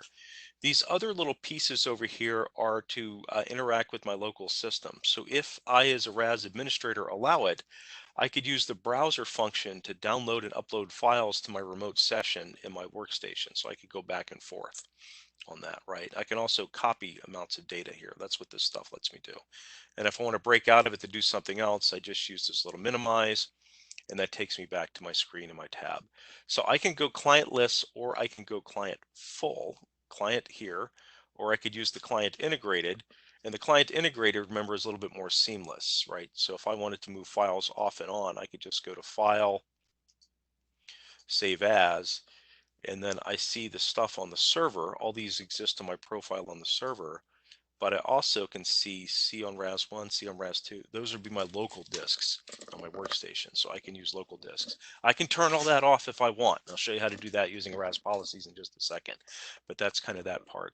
The other way is the client, and let me switch back to the other system here, right? So remember the Parallels client that we installed?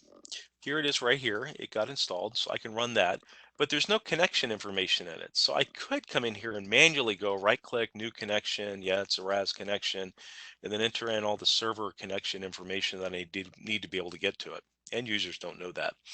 Another way around this is I could script the installation of this so that when I install it, it's just a prepackaged installer. Or the other way, if you want your end users to take a shot at it, is see this little user icon up here in the web interface? That's a menu. I can click on this. I can do things like change my domain password, right? My password's expiring. I need to change it. There's no way to do that within Microsoft Paint or an EMR application or anything like that. But this would open up and allow me to change my domain password. I also, by the way, can configure that local client with it. So I can download the client. And this time, instead of just the download, I get a configure button. So if I click configure, there's Chrome again calling me about that browser. There it is. And it's using, I'm logged in as the administrator. That's why that filled in, right? If I had been logged in as good old Mae West, if I type a password incorrectly, then that would work. And so she'll log in and double click, and then there's all this. Double click, right click. What's going on here? Boy, this server is acting weird. There we go. Just took me a second to get caught up. That'll work. And then here's all the stuff that I've published and made available to her. And then I can do things with this. Remember, if I use the full client, which I did, not the basic client, I can do shortcuts on the desktop. Let me go ahead and get rid of those so they don't clutter things up. And I also can do things such as, turn on single sign-on. So if Mae West is at work, she's a member of the domain on her workstation, she logs in, she's already signed into Windows. If I have this on, she wouldn't have to sign in again. She just goes and starts launching applications. So you can use the Parallels client, you can use the web browser only, or you can use the client integrated with the web browser. One other thing in the client, if I come in here and I go under right click and go to connection properties, Mae West has the ability to adjust all of these settings, right? Not just the server mode and all that, but local resources. She can turn on her local drive access. She wants to plug in USB device settings, adjust this, all sorts of things. She can come in here and change if she wants to. If you don't want her changing all of this, right, you can do that yourself. You can go back to the RAS console, and I can go down to RAS policies. RAS policies centrally control all those settings. So I will go to add, and I'll add a policy. I will apply it to, I could apply it just to Mae West. Usually you would apply it to a group, like this group of users or that group. But it applies to Active Directory users and groups, and then I could say things such as Mae West cannot have access to her local drives. I don't want her changing or transferring files off the server. She's not trustworthy. Somebody else I could give access to, but not her. I also don't want her plugging in devices, right? Well, maybe her microphone, right? I can do something like that if I want to do that, right? I can control all of these types of settings in here that she does. Multi-monitor, she's being very irritating today. I'm going to make her use only one monitor until she's nicer. And when she's nicer to me, I'll plug in a second monitor. So all sorts of things that I can control and change in here. And if I go back to my other system that's configured, let me give you an idea how that'll look. By the way, I can have more than one connection to a RAS farm using the Parallels client. You can see I've got several in here. This first one that I've logged into, this is May West. If I go into connection properties, um, actually this isn't May West, this is somebody else. You can see that they have access to all of these things. If I come down to this one, this is May West. That's not May West. Where's my, eh, I'm a liar. Oh, you know what? I bet I shut off the policy here. Let me just go back to my system since I'm doing this. I will add a policy for May West. That way we'll see it because I was wrong. I thought I'd already set all that up. So, okay. So now I got a policy applying to May West. Remember the connection properties? Now she goes and logs off. Next time she logs in, and goes into connection properties, she can't change anything, right? This is the only screen she sees and it's grayed out, but all those other tabs went away. So she can't change any of the settings if I apply a policy. It keeps her from doing anything, right? All these policy settings also apply to the web browser if you're using the client integrated version, right? The client list version, you can, right? I can shut off local drive access and all of that, but there's less that person can do. But here they would apply and work very well if I did the, launch with the Parallels client. So that's what the policies are. They have a few other settings in here which are very useful. Um, one of them is, if I scroll down here, where did we hide it? We moved some stuff around. The performance setting under experience. The default setting is it'll detect the connection quality automatically. But if you have some end users that you know their office is in a remote location and they've got a slow link, right? Very low bandwidth, I can adjust this right away for them. I can just say, you know what, coming from this office, I'm going to have you use a satellite speed connection. That is going to optimize the connection for their speed so that they have a better user experience and won't be hogging all the bandwidth so that only one or two people can do work. Right. I can go ahead and preemptively set that right here for them. If they're in the office, you can just let them kind of, we'll kind of adjust the bandwidth connection based on how much available bandwidth there is there for it. But this can be very useful if you know that, somebody's coming from a slow connection. Let's just go ahead and set that up front for them so that they have a really good experience. The other thing that's very useful in here, if I scroll up, let's see, where did we put it here? Session pre-launch. So press session pre-launch. You noticed mine timed out because my server is having issues, but I took a minute the first time I logged in because it had to create a session on the server. I can go ahead and speed that up by turning on session pre-launch. This is a very powerful RAS feature. I can start with machine learning, and then it takes about 2 weeks for this to really take effect, but it will learn that Mae West comes into the office every Monday morning at 10 a.m. and we'll have her application ready for her. So when she logs in, it's already launched on her server, pre-launched. She just logs in and just connects. So it's very, very, very, very fast for her doing that. Machine learning takes a couple of weeks, like I said, to really take effect because it's trying to figure out somebody's work patterns, and it works for everybody, right? If you turn that on like that, or whoever you turn it on to. Remember, it's a policy, so it can work for some people and not for others. I also could do kind of a basic, and what that is I would set a schedule. I can go ahead and just set a schedule for people. I know what they're doing, right? Doesn't change. I'm just going to do it myself. So machine learning is pretty cool. You could also use the basic if you know everyone's using the same thing. This is also very useful to avoid like overstressing a server, right?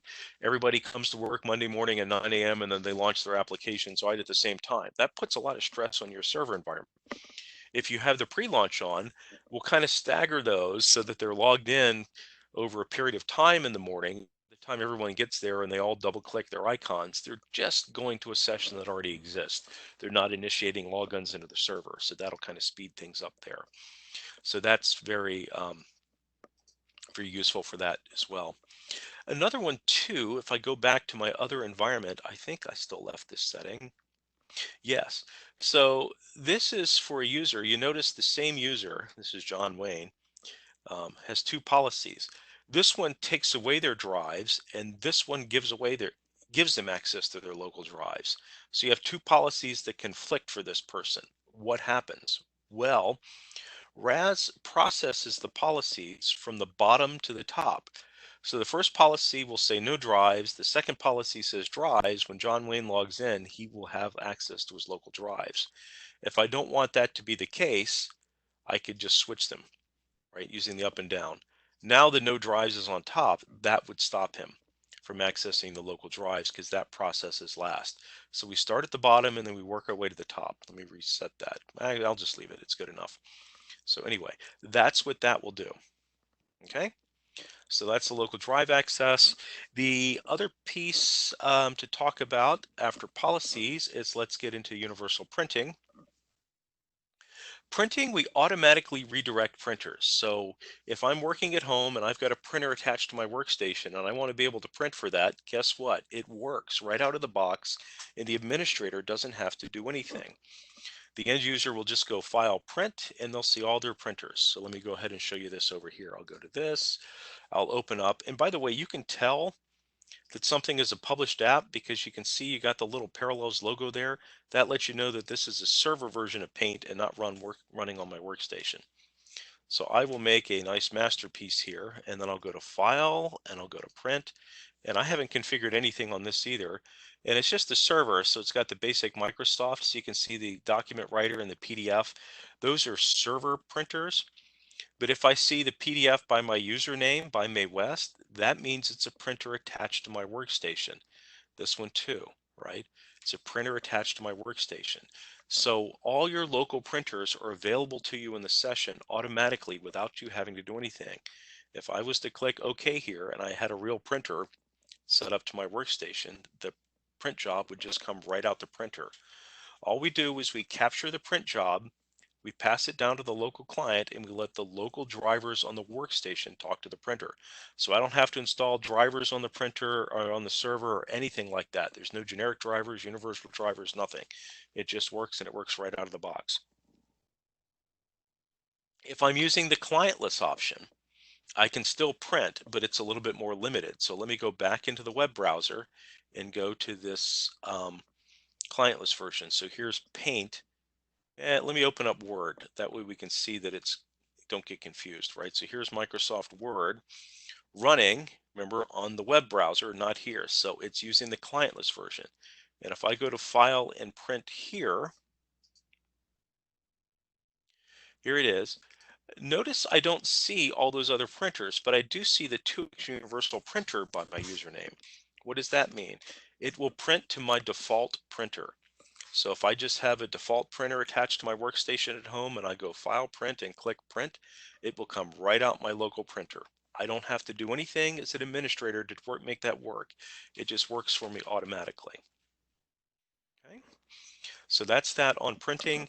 By the way, printing also can be controlled if I come over here via RAS policy. So if I go into the policies, I can come down here into printing right here. I can choose who prints and who doesn't, right? No printing for you, nothing, anything like that. If you've got your printers, everyone's at work and they're mapped from the server, then that'll just work like it always did, right? Group policy maps printers, they'll see them. But if you just have the printers defined on the workstations, you don't have to do anything to make that work. Every so often there's a printer that doesn't work right out of the box, and that's what parallel support is for. That'll handle that.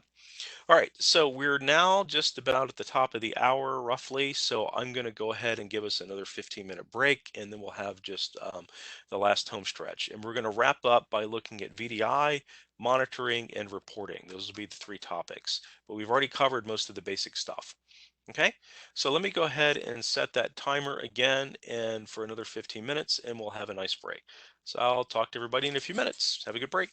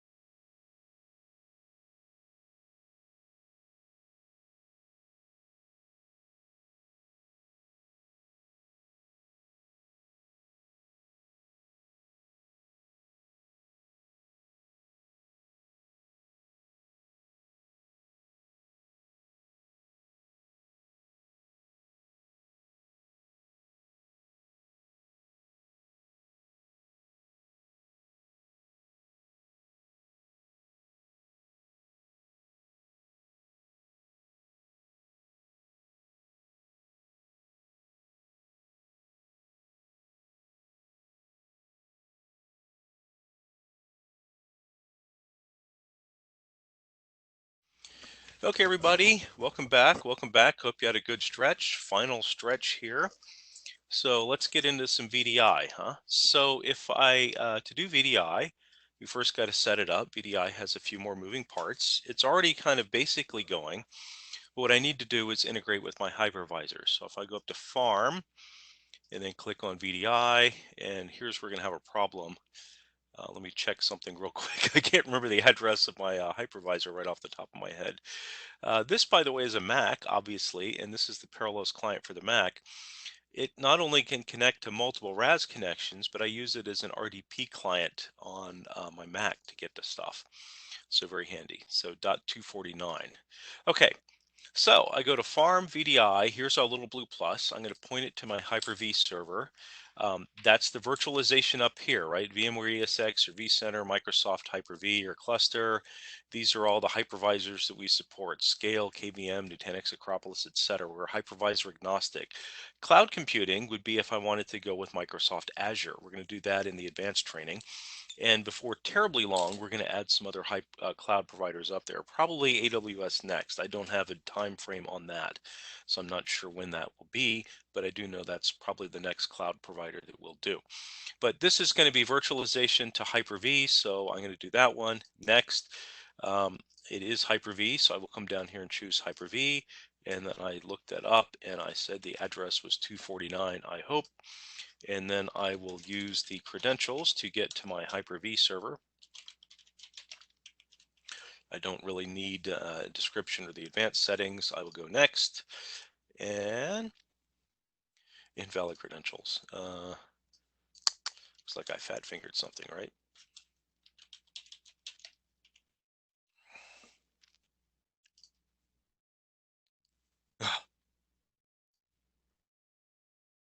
What am I doing? Did I point to the wrong server? I'm just having all sorts of fun tonight. 249. Oh, remember I talked about ambiguous? I forgot to add the domain part to it. I bet that was it. It's trying to use the local admin, which is somebody different. Hey, look at that. You used the right credentials and it worked. So, so the agent is installed. Remember, the agent was running on this server. I did a custom installation and put it here. I'm not pushing anything to the Hyper-V server at all. So I'm not interfering with that. All I'm doing is letting us have the ability to talk to it. So I go to finish and then apply, and then it shows up here, and it'll take a moment to kind of synchronize, see, and then it's going to come up, and eventually it will synchronize with the Hyper-V server and enumerate all of the virtual machines running on that. To speed up this process for tonight, I'm going to switch over to my other system that's already configured, right? And I'll go up to Farm and VDI. This one is not talking to that Hyper-V server, but it's talking to a vCenter server, and it's talking to a Scale cluster. Okay, so we can run both simultaneously. We really are hypervisor agnostic. What does this do when I made that connection? Well, if I go down to my guest virtual machines list, I can now see all the virtual machines that are running inside my virtual environment. Most of them say not verified. What does that mean? Well, let's see. If I go down here, I'll pick one. Here's a domain controller in here somewhere, right? That's not verified. Um, vCenter server is not verified. Why is that not verified? Because I don't have a RAS agent on it. I don't want to put a RAS agent onto my domain controller, so it's always going to show up as not verified. Okay, but it allows me to see all of these. Now from here, what can I do? Pools, honestly, is something that was an old way of administering it. Don't worry so much about pools. We have it in there for kind of backwards compatibility. And then we'll switch over to templates, and then I can add some templates. I've got a VDI template already going for Windows 10, so we can do that. But let me show you how this will work, because we can also use the VDI piece to auto scale a remote desktop server. So from here, I will go to a plus.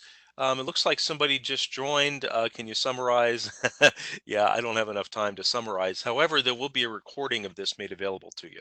So you can go ahead and just finish up today, and then the rest of the information you can get in a recording. It'll come out to an email to you for logging. Thanks for attending, and you'll have access to all that. Okay, so anyway, I can show you. So I clicked, so I went to, where was I? Farm VDI. I went to templates. I click on my little blue plus. I look down on my guest list of virtual machines, and I can either pick like a VDI system, such as a Windows 10, or I can grab a terminal server. I'm going to go ahead and grab a terminal server. So I'm going to go ahead and click OK, and it's going to convert this to a RAS template, right? Virtual desktop would be, Windows 10, Windows 7, if you're brave enough, Windows 8. RD session host obviously would be a terminal server, remote desktop server. So I'll click RD session host. I'll go next. It's going to come back. I believe I installed the agent earlier on this one, so it's already installed. So I'm just re-adding it. Otherwise, I would click install, and it would add it just like we did earlier when we were pushing agents earlier. Remember, if the firewall was on, I might have some trouble pushing an agent through the firewall, so don't let that get you. I'll go ahead and click next. It's going to go ahead and power it off for me. And what it's doing is it's converting it to a vCenter template, actually. So if I looked at this in vCenter, it would convert this virtual machine to a template inside vCenter. If I was working with Hyper-V, it would just power it off, because Hyper-V by itself doesn't really talk about templates. We can still clone with Hyper-V, but so forth. Okay. I'll give it, here's the template name. I don't want it to create more than 10 in my little lab, or else my hardware will explode. And then how many guest VMs do I want it to deploy right off the bat? Let's start with 2, so it's not too many. And then this is what they're going to name them, right? The virtual machine is called VS AS, and then it's going to increment that to AS001, 002, etc. when you look at it, when it does the cloning process. Um, you can change this a little bit, just kind of be careful. Remember, you got to have unique names here. The other thing to be careful with is if your name is too long and then it increments this, it can cause problems within Hyper-V or vCenter, right? They have limits on their machine name length, so be careful of this. I can either do a full clone or a linked clone. A linked clone uses a differencing disk. It's a little bit quicker. I'll talk about that in just a second. I think I'll have time to get into that. But we can support either one. I'm going to do link clones. I'll go ahead and go next. The buffer, this tells me that how many virtual machines do I want available as a buffer before it fills. So if I start running out of capacity, RAS can auto scale. It can deploy another one for me. How many do I want it to keep available, right? Because it takes a few minutes to actually deploy. A lot of that depends on the speed of your hardware. We have a very, very fast scale server in my environment, and boy, that deploys virtual machines fast. The vCenter one I'm talking to here is a little bit slower, so this will take a little bit longer to go. Just the hardware is a bit slower. It's an older server. I can also scale down, right? Like never get rid of these virtual machines, or if you have busy and less busy times of the year, we haven't been using this one in a month, go ahead and delete it after a month. We can always deploy more later and have it automatically do this for you. So RAS can scale up and it can scale down, or I guess if you're using cloud provider terms, scale out and scale in. I think that's their term they use to kind of delete and turn down things. Okay, so next, and then just ask me where I want to put it. My vCenter environment, I'm going to put it on this host. And in the pool, I've only got one pool in my little environment. So, okay, and then yeah, it's all selected. And I'll go next. This is the sys prep, right? Remember, we're going to do a sys prep through this. I can't just clone it. I would end up with problems on my hypervisor or in my Windows environment if I cloned it, right? Windows machines that are exact same, that's a no-no. So I can do either RAS prep or sys prep that do the same thing, but RAS prep is a lot more efficient. It doesn't require as many reboots. So RAS prep is faster, maybe about 30% faster, right? If you're comfortable with sys prep and you just rather use that, feel free, but RAS prep does the same thing, but it's more efficient. This is the local administrator password on my system, so it can talk to it. It did put a guest agent on it already.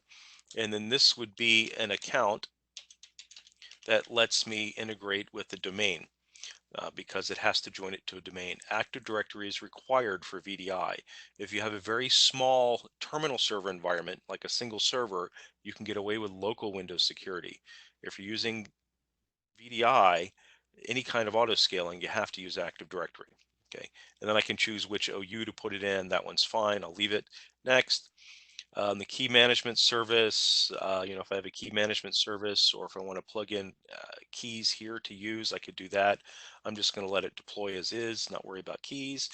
The test wizard. This is very useful if you have a large environment. It will go ahead and create a couple of virtual machines. If you look right here very closely, it says number of guest VMs to be deployed. It'll create two. That's actually the parameter that I set. But this will go ahead and create two virtual machines for you, and then it'll delete it for you. That's what the test wizard will do. I'm only creating two virtual machines, so the wizard doesn't do anything for me. But if I was deploying 100 virtual machines, I might run the wizard to let's see if it'll work before I start rolling it out. That's what the test wizard's for. But in a small lab environment where I'm only deploying two, the wizard's not going to really do much. So I'll go ahead and click finish, and then it's going ahead and getting the template ready. A couple of quick things about this. Let me move back to my, where did I put it? There we go, my vCenter environment. All right, so here's that virtual machine, and you see it just disappeared because it's now a template. I have to switch to the VMs and templates list, and then now it shows up, right? RAS converted this virtual machine to a template where I could deploy from. Right? So VDS RDS. You see that the virtual machine name inside vCenter is VS RDS-AS. This has to match the host name of the server. The Windows host name has to be this as well, right? We read this and then we use DNS in the network to deploy agents and do some stuff. So if this is VS-RDS-AS and the server host name in Windows is called Workstation or whatever, then it's going to fail. This name has to match that. Okay. In this case, it does. And so it will work. So the other thing too, um, you'll notice that this is another one that I already deployed. This is a VDI desktop. Notice how it incremented these guys, Win10, Find 001, 002, 003. Those are the clones, right? Those are all the clones off of this template, W10 Finance or Fin. So that's how you can tell the difference, right? This is the original, and these are the ones that RAS created. And these are linked clones. So if I look at them, they look and feel exactly like a virtual machine. I can log into it, I can reboot it, I can browse the virtual hardware and all of that. But the actual disk space in the file store is much less. It's only probably about 10 to 15% of the size of this one because it's using a linked clone, which is a differencing disk. Okay, so let's see. So that went ahead and created. There it is. That's how I create it. If I wanted to do a Windows 10, here's that Windows 10 Finance one. It's the same process, only I would have chosen like a Windows 10 virtual machine as a virtual desktop for people. And then if I want to look at the settings on that one, they're almost the same, right? I've got the buffer settings, full clone, link clone. Here's where I put it. There's the sysprep information. So it's pretty much the same kind of settings that I did. It's just that's VDI, and this is an auto scaling for an RDSH system. To make them available to the end users, I would then go to publishing, right? And I would click add. And if it's a desktop, I go desktop, and I would choose a VDI desktop and go next. And I've already used this one, so I'm going to do it again, but I could give it a name. I'll get this far with you, Finance Desktop VDI, right? And then instead of just any VM, I wanted to go to a specific template, and I would pick my VDI template. I only have one Windows 10 VDI template there, and then it'll go ahead and push it out for me. Persistent. Checkbox here. RAS supports persistent and non-persistent. What does that mean? A persistent checkbox, when that's checked, which is the default, means that once a user logs in, we will assign them a virtual machine. RAS will do this for you. The user will get assigned a virtual machine, and the end user will get that, and that will always be theirs. It will always be their virtual machine until they're done, right? Non-persistent, if I uncheck the box, it means when they log off, that virtual machine unassigns to them and somebody else could use it. And I can choose what I want to have happen to this, right? So I can tell it when a user logs off to either reboot the virtual machine, so that'll clean it up a little bit, or I can also tell it to recreate the virtual machine. So when a user logs off, it gets destroyed, it gets recreated, and another user can use it, right? And they get a clean image. So that's non-persistent. RAS can do both persistent and non-persistent. Just remember, if I'm going to have it recreate the virtual machine, It can take a few minutes for that process to happen and another one to be available. It's not instantaneous for these end users. So that's why you want to create a buffer, have a few more virtual machines going than you do users if you're going to do non-persistent. That way it'll kind of create it. And then we can choose to get rid of it or whatever on its own. If I want to do an auto scale on RD session host, I can just go back up here to farm an RD session host, and then I can go to groups, and then I'll just add a new group here. I'll call this one just auto scaling, right? And then I can just say, this is based on a template. So I'll click here and I can go pick, and I only have one for a terminal server. That's that template we just created. There it is. And then I can choose some settings to do, right? These are just basic RAS settings, but I can look at the desktop access, the template settings here. What this will do is tell me when to start deploying more, right? When I start reaching certain performance thresholds, RAS will deploy more. It'll deploy more. It'll deploy more, right? And then if I told it to delete, it'll also scale in or delete, right? Until I get back down to what I need to get to, right? That way it can auto scale up and it can scale in or scale down. I guess the cloud providers, like I said, they like that term scale in. So that's it. The desktop access, this can restrict users from being able to get to the server outside of RAS.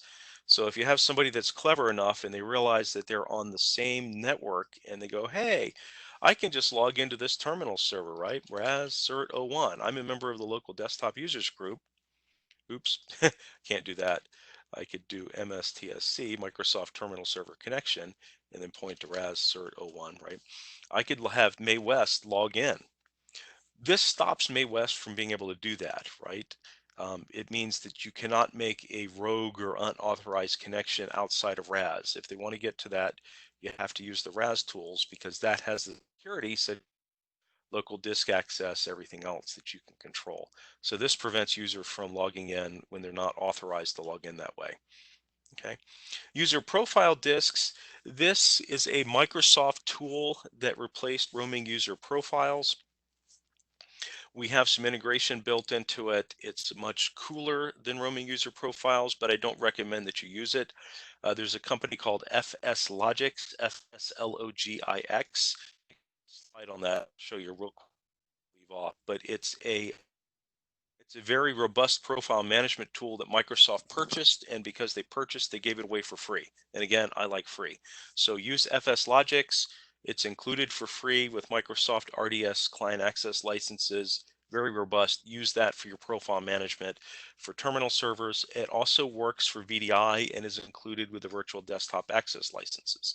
So you can use that with VDI. Okay, but pretty much how VDI works, it'll auto scale up and down. And I told you next I'd do reporting and monitoring, but I also promised that I would do sites, and I forgot to do that earlier. So let's do sites. So this is what I installed earlier, right? And we wanted to add a second site, and you know what? I need to go back to my hypervisor because I can't remember the name of the site I called it. I think it may be under Hyper-V. Site 2, that would be easy. Cert dash site 2. There we go. Okay, so to deploy a second site, remember that was the second RAS instance that shares this. I go to farm and then farm, and then up here at the top, why is this? Oh, because I'm on a different server. I haven't updated that farm yet. Let's start clean. So this is our test server. So I go to farm and farm, and then I go over here and I will add a RAS site. And I said that was, and good grief, I forgot the name already. I'm getting old. Cert dash site 2. Okay, so cert dash, I can't even type anymore. Site 2. Oh, cert dash, that was a friendly name I put. I actually need to put that on it. This is going to deploy a publishing agent, and it will also probably deploy an HTML5, a RAS gateway, because I told it to do both. So I'll go there. It's connecting. Hopefully I turn the firewall off on that. I'll go ahead and install it.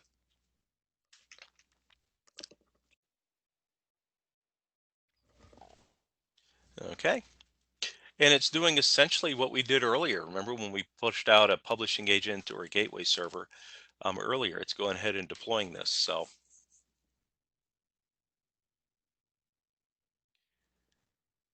we'll get there in just a minute. Like I said, my environment's running a little slow today, but we're almost done. Once this is done, I will then have two sites, and I control them both from here, but I'm controlling one at a time. So all this that I'm doing is for site one, and then when I switch over, once this is done, I'll be able to deploy it all on site two. So I deploy one or the other, but that's really it, doing this right here, right? I don't want to run the installation services again. There we go. So it copied over that MSI file, it runs it, and now it's done.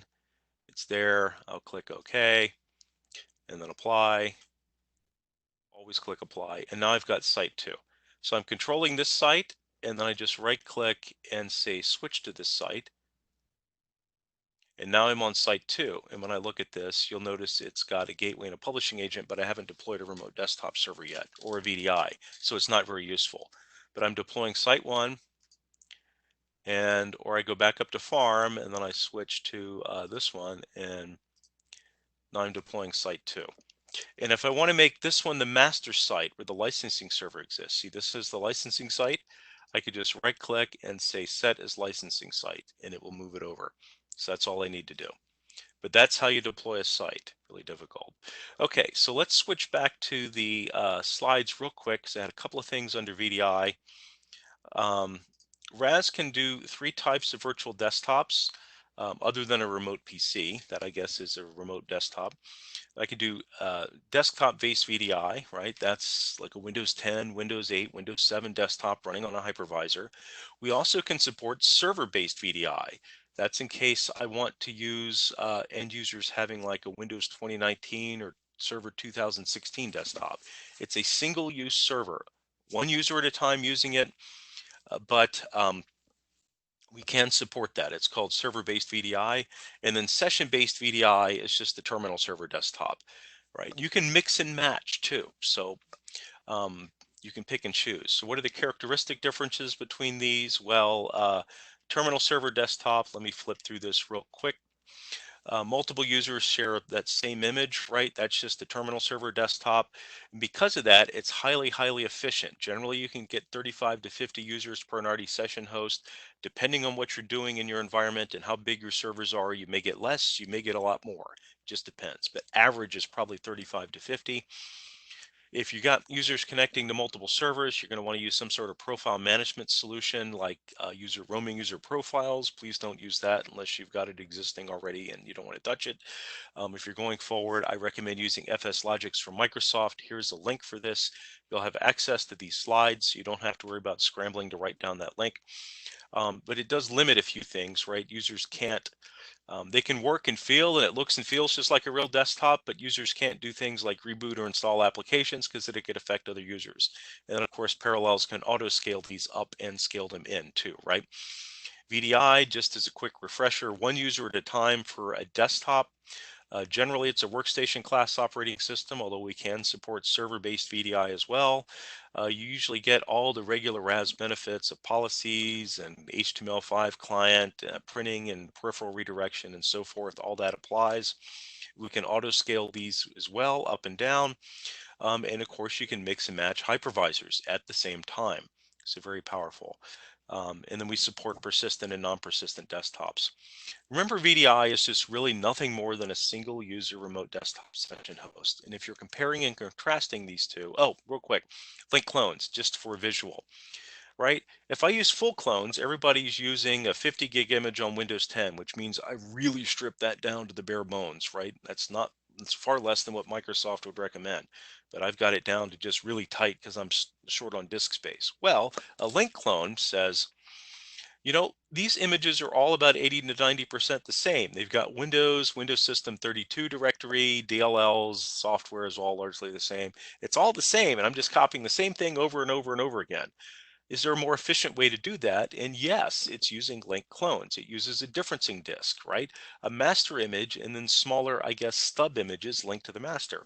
So I've got the one master, and then each user gets their own little individual virtual machine, but it's actually looks and feels like a real virtual machine because it is, but the disk is dependent on that master for most of those read-only files, right? So it's only using maybe 15 to 10% of the disk space of the master. So it saves you a lot of disk space. It also makes your virtual machines auto scale and clone a lot faster because of that.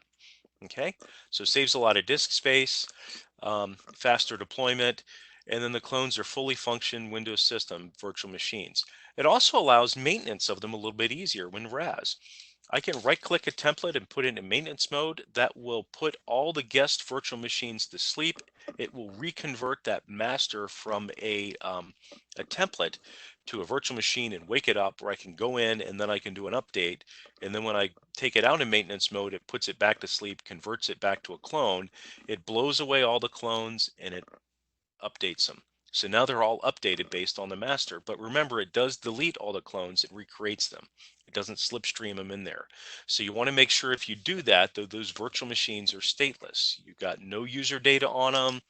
The applications are kind of all the same, that kind of thing, right? I can do that either with VDI or I can use it with an RDSH server as well. Okay, so that'll work either way on that.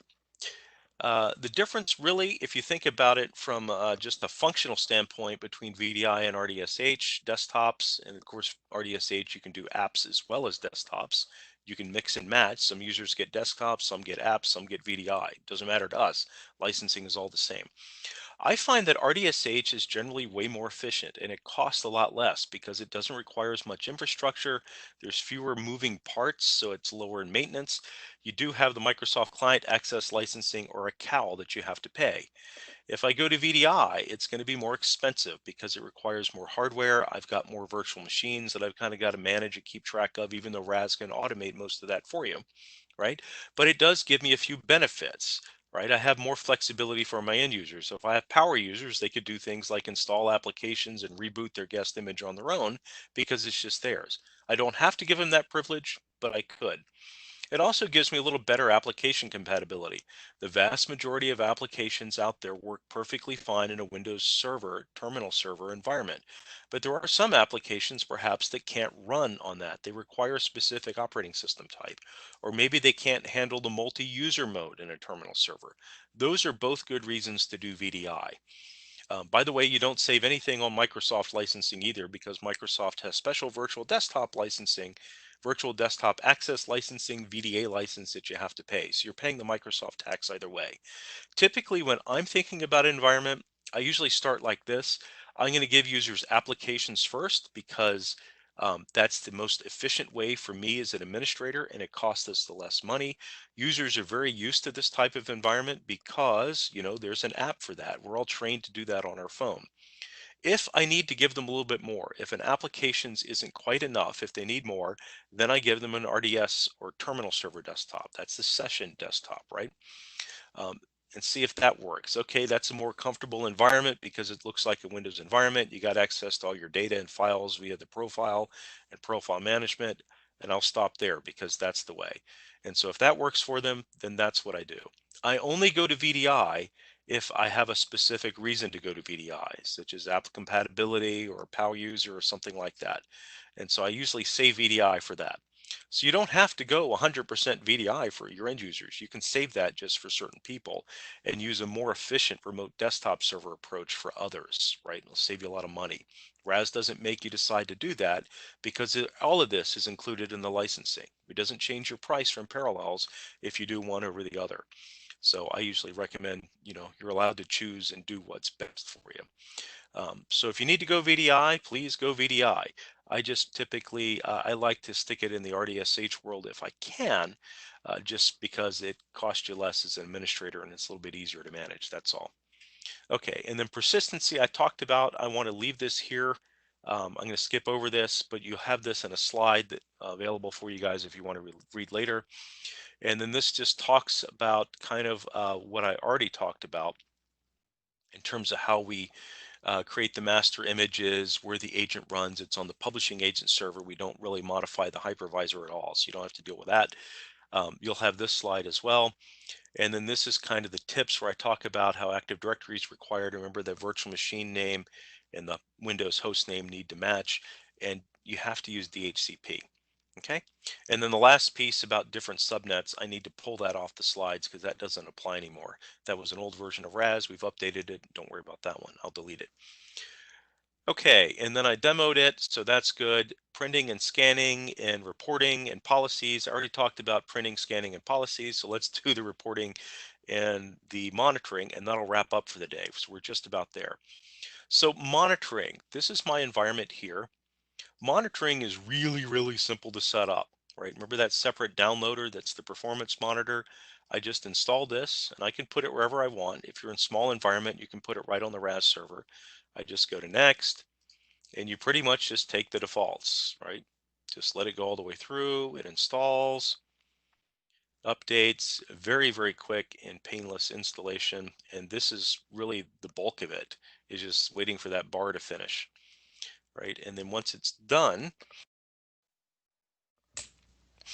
I will just uncheck the box that says launch it and click finish it because I want to access it from within the RAS console. So we're finishing up, and then I'll tie it into the RAS console. So I'll uncheck this. I mean, I could launch it here if I want, but we like to do a single pane of glass, right? So I'll go ahead and click finish. I'll go back to my RAS server. I will go down to monitoring, which tells me that monitoring is not configured here. It's configured here, which is under the administration tab.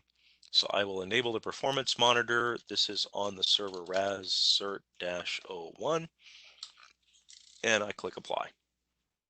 That's really it. Monitoring works. Now when I click on monitoring, it'll connect, and there it is. Nothing in it because it's brand new. Let's take a look at what it looks at a server that's actually had a little bit of use. So this is my other server that I work on all the time. Go down to monitoring. It's a small lab, so there's not a whole lot going on to it. But if I go down to monitoring, you can see it goes across all my farm, right? So I can cherry pick individual hosts, um, instances. If I have different sites or different farms, I can do any of that. And I can look at the CPU utilization across the board. I can look at the sessions, right? I can collapse these and go down. It just gives me a nice place where I can check the performance of my system across that. And this is included in the product. There's no extra charge for any of this. Reporting. So reporting is the one piece that does require something other than just right out of the box. It requires Microsoft SQL Server. So for that, I actually have a video here that I made because installing SQL takes a long time, and this way I can speed it up. But I'm going to talk over the video. So here's the video, but I'm going to talk live as we go through it. So I'm installing SQL Server. I've cut out a lot of the things that we have to wait on by speeding up the video. So obviously I'm going to accept the license agreement, and then we'll kind of go on here. And the reason I do this is because we're very, very specific about what we require, right? And all the prerequisites are already done because this is a video and I know it'll work. And so that'll finish up and it installs. And then right here, this is the tricky part where you choose what it is you want to install, right? The database engine services is all I need. I definitely want the reporting service. And then down here below, I want the basic management tools. And then you can see the other couple of little things at the bottom. Those are really the only things that you need. The rest of it I'll leave alone. I'll go next unless you're a SQL guru and want to mess with those, but you can just leave them alone. And then next it's going to come up and you give it an instance name. This needs to match the instance when you install the reporting service from RAS.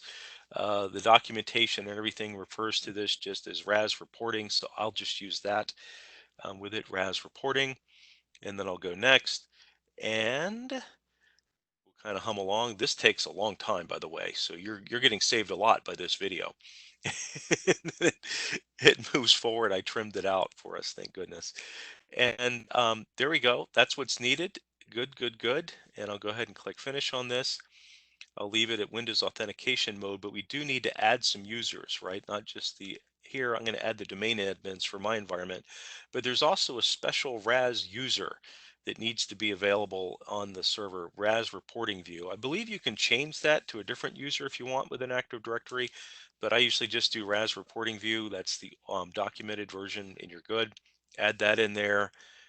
Once that's done, next, this is all documented in our documentation in our lab manual and training manual. So you don't have to memorize this. That's why it's going fast. I just wanted you to be able to see it. And again, you'll have a copy of this video as well. There it is. Everything succeeded, right? I can check. Yay, it all works. It always works in the video, right? And then I can close out a SQL and I'm almost done. What I do need to do is go back into the SQL management tools that we installed and make a few little changes here. So I'm going to go into the SQL Server Management Tools, and I'm going to go down to the reporting service here, launch that, log into my instance, RAS reporting, and then the web server URL, right? We use 8085, so you need to change that, particularly if it's you install this on the same server as a RAS gateway. Remember port 80, that's going to create a conflict. So port 8085, we're good. That's it for that, I believe. Right? Yep, everything looks good. I can exit out of that. And then there's one other thing to do that kind of gets people. You need to go back in here to the SQL tools, and then I'm going to go down to the Management Studio. And there's one other permission that needs to get set. So I'll go back in here, especially if you forget. I think you can do this up front. I always forget, so I always end up coming back here to do it. But you come in here, and then you go under security. So let me expand that. And then I go down to the logins and then the NT Authority system. This is the Windows system um, service that runs. I need to have that have sysadmin rights to my database, right? So I need to add that in there. So go ahead and click OK, and then I'll close this out, and that's it. And then to install the RAS reporting is pretty much just what we did with Performance Monitor, right? Just the defaults at this point. SQL is the only tricky part. RAS reporting, there it is. There's my username RAS reporting view. If you change those, just remember they got to match. And then you just let it ride and it'll come up and finish for us very quickly. And then it turns on just like we did with the reporting service, right? So just about there. You can use, by the way, SQL Advanced Express. That's what I'm using, and we have links to it from our website to get SQL Advanced Express. You can't use just the basic SQL Express. It doesn't have the reporting in it. So if you're going to use a SQL Express version, it has to be SQL Advanced Express. Otherwise, just regular SQL in an instance in SQL. You got a Citrix or a SQL DB, they'll have no problem with this. And again, just make sure you follow those steps very, very closely to make it work. And it's all documented. The training manual, there's a knowledge base. It all has really good step-by-step about how to do that. Now that it's done, I essentially do what I did before, right? I go to administration reporting, I enable it, I point to my database server, and I go to that user credential, RAS reporting view, and I apply, and then I can test the connection, and hey, look at that, it works, right? Because it's a video. And then when I click apply, it's all done. So that's it. And now I can go to the reporting service, and while it's connecting, we're going out of the video and back live to my environment. So this is mine that I already have configured. And if I click on reporting, here it is. So I've got all these different reports that are available for me now, right? That it'll keep track of. User session activity, all sorts. You can create custom reports if you know how to get in there and manipulate with that. We have some documentation on that. You also can export this out to different formats, right? I think if I go up here to tasks and I can well, close reports, but I definitely can export these things out to different ones. So in terms of what I want to do. So let me break out of that. That went into full screen. So that's kind of reporting. I've got 6 minutes left. I want to show you a little bit more of this administration tab real quick. So under administration, this is how I can create different administrators, right? The first one was created automatically when we logged in. I can use a group, right? Or I can just use individual users. These guys have root administration, but I think I can change this one. I can't change him because he's got root. About this group.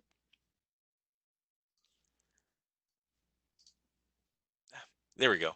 This one I can change. So you can give people different levels of permissions, right? If I come in here to Power Administrator and then change permissions, I can allow them to do different things, right? You can't do site changes, you can't do this and that, but maybe I let them do session management, right? Right, because they're help desk personnel, right? So I can do all sorts of that. If I integrate it with our mail server, right, then I can get all sorts of notifications coming out of here. Where we put those.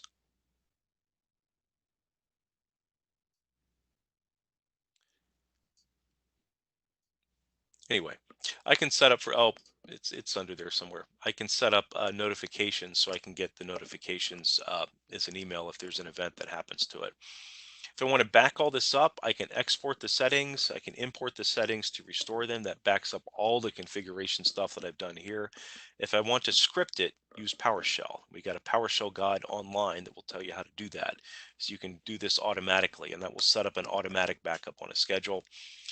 Um, RAS will automatically check for updates. So whenever we release a new version, after a period of time, it will tell you that there's a new version and ask if you'd like to upgrade. Of course, you can upgrade immediately, or you can wait and upgrade at a maintenance window, which is what I'd recommend. But it'll prompt you when there's a new version. We release new versions about once a year and then some fix packs as needed, but major versions are about once a year. If when we release a new version, it does not automatically prompt you to update immediately. We give it a little bit of time in the wild, right, to make sure that everything's nice and good. We do all this testing internally, but we want to make sure that it's tested a little bit larger scale. So we don't prompt you immediately once we release it. We give it a few weeks to make sure everything's good. Then we start rolling it out to everybody saying, hey, there's a new version. You are always entitled to go to the latest and greatest as soon as you're ready. So if there's a feature or something that you need, of course you can update right away. All you have to do is download the new RAS installer and run it, and it will update it on the master publishing agent first, and then it will tell you that you need to update your other agents, and you can do all that from here if you'd like. Okay, so that's pretty straightforward there as well. Session management, the last piece I want to talk about, I go up to Farm, already session host, I go to Sessions. I have hardly anybody logged in, but you can see who's logged in, and I can do things here such as disconnect, log off a stuck session, send them a message, request remote control to help them troubleshoot or whatever, and so forth. And then the other thing I can do, I'll show you, was that web interface. So if I go into here, back into the web console, this is the RAS web console for administration. And I'll go ahead and log in. It is not nearly as full functioned as the administrator console up there, but it does allow me to do a lot of user management things, right? So I can see the virtual desktops, I can see which users are logged in, and then I can do things, from an action standpoint, such as disconnect, log off, send them a message, see what they're running, that kind of stuff. Basic user management. We're adding some more functionality to this as we go forward, but this is kind of what it does right now. This is very useful, like I said, if you have like a department manager that you want to kind of help manage stuff or help desk, that way they can be helpful without too helpful and kind of keep them out of trouble. So that's that part. Okay, so we made it. We got 2 minutes. I'll take questions. One last quick thing.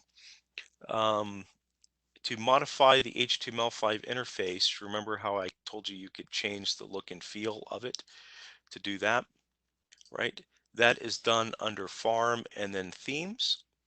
So I can go to Themes. I can just edit the default theme and change the colors and the URL and the logos and all that. I can also create different themes so that different people see different things. That'll work. And that's that. Oh, under connection. Um, Username, password, Active Directory is the primary means of defense. Two-factor authentication, we'll actually demonstrate this a little bit in the advanced course, but we do integrate with a lot of 2FA providers such as Duo, Azure MFA, Google Authenticator, and others. So if you want to use two-factor authentication, we integrate with a bunch of those, and that works. And Device Manager, in the last minute or so that I have, this is a way to take control of a local Windows workstation so you can kind of manage it, right? I would right click and manage it. And then effectively what it does is I can do things like turn my fat client into a thin client. So I'll show you the poor man's way because I don't have time to do it real quick. But I could replace the Windows shell with a Parallels client shell so that they log in and they see this, right? Hey, this is all they get. So it feels more like a thin client. And then if I put it in kiosk mode, I actually can take away all the start buttons and all this stuff down here so they can't do anything from that standpoint.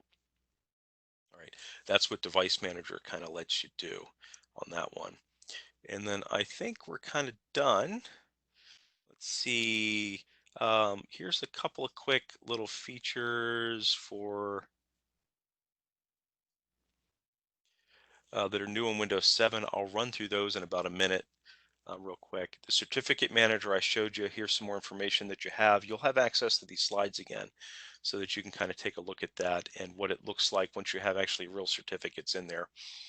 I talked about we will have RAS RDSH. We do have VDI and RDSH provisioning on Azure. We'll cover that in the advanced class. We'll also get into more of the Google Authenticator. Really nifty little thing that we added, also new, was a new client that allows you to do some of the multitasking on like an iPad.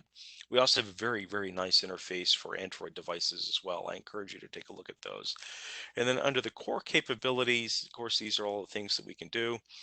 But new in version 17, the REST API, multi-tenant architecture, SAML, um, all those things are really cool that we'll cover in the advanced training, which we run about once a quarter. So I think it's coming up in about a month. We'll run our advanced training. And then just don't forget that everything I talked about is included. There's no Advanced Enterprise Platinum Plus Data Center Edition. There's no different license for any of this. One licensing model, do what you need to do to make it all work. And with that, thank you so much for attending. Uh, and we finished. So woohoo, we made it. But thanks everybody for coming. There will be a recording of this available. The slide deck will be available. I know we skipped over a lot of the slides, but it'll be there for a background material. There's also the training manual and the lab manual in that Dropbox folder.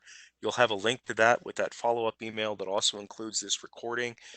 There'll also be a recording on the infrastructure and architecture piece that goes a lot more in depth into what I covered briefly at the beginning.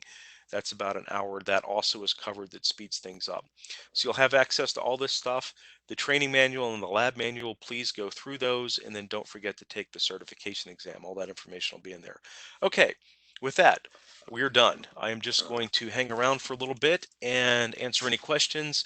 One other thing too is in that follow-up email, I believe it has a link to what's the word? It has a link to where you can kind of critique or give us some feedback on how the session went tonight. And please be honest with that. Um, you're not going to hurt my feelings. You're not going to get me into trouble if you make any constructive comments or even some non-constructive comments. Just make sure that you tell your geography, because we do teach this globally. We have different people teaching it around the world, and if you don't tell me where you are, it doesn't have to be like specific, but like what country you're in or so forth, or continent, then at least I'll know that you're talking about me and not somebody else. But we take that, we look at it, and we try to make updates and all that. So please be honest with that. And that's it. Thank you so much. And like I said, I'll hang around for a little bit to see if there's any more questions. I'm also going to scroll back through earlier and see if I missed any, because sometimes they go by and I missed them. But let's see. We talked about the HALB already. The HTML5 gateway to a custom name, I addressed that, right? You can't really change it, but you can use a short name. I can go to just an address, like a public address, like my company dot, like, I don't know, applications.mycompany.com, and they could go to that, and then we would fill in the HTML5 gateway after that for them. So we do have a short name that you can kind of use and adjust with that one. And then a recording, and I think that's kind of it. All right, I'll hang out for a few more minutes just to see if there's any other questions or anything like that. So I'll be here for just a few more minutes before I close out the web.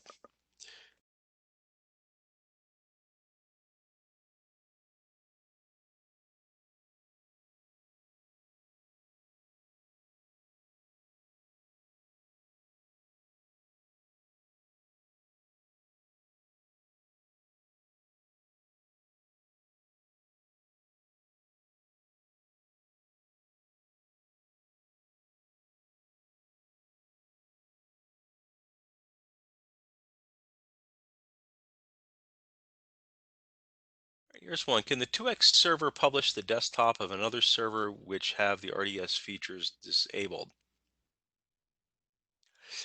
The 2x server, this was the old name of RAS, right? The 2x server published the desktop. So it would also be just a RAS server. You cannot access another server that has RDP turned off. We have to go through that as the protocol. For security, you can change the RDP port from something other than 3389, which would be pretty good. But also keep in mind that your end users, and especially coming through the firewall, are never going to use that RDP port. They will come in over port 80 or port 443. Right? If we go way back to the beginning here, um,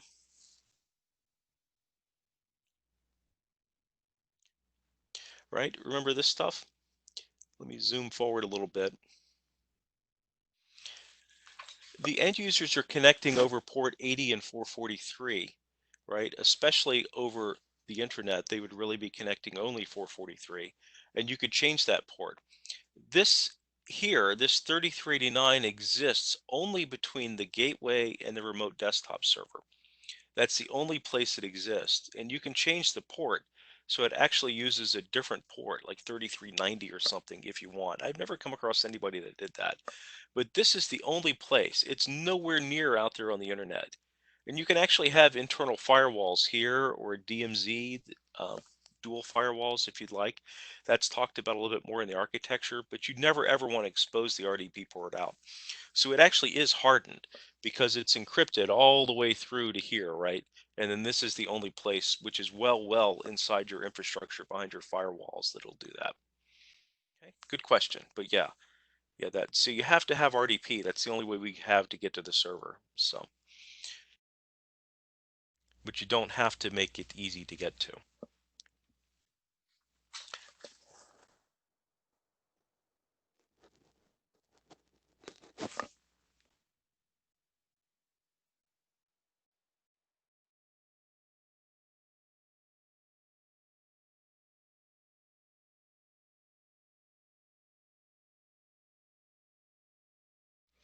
Okay, hang out just a little bit longer to see if there's any more questions out there.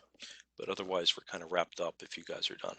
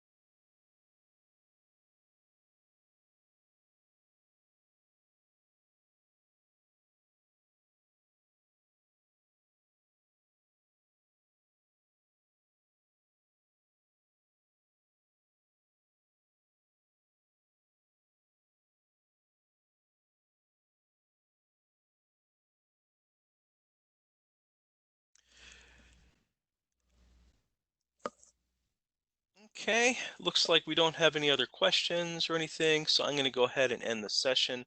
Thanks again, everybody, for joining us today. And my email is on the very first slide deck. So when you guys get the email with the Dropbox and all that, and a copy of the slides, you'll have access to my email. Just dclemmer@parallels.com. I'm terrible at tech support because I don't scale 24/7, but I'm great if you've got any how-to questions or anything like that. So thanks so much, everybody, for attending. I'm going to go ahead and end the WebEx. You will, like I said, have a recording of this. You'll have a copy of the slides and all that, and make sure you fill out the survey and take the certification exam. Thanks, everybody. Have a great day. Bye-bye.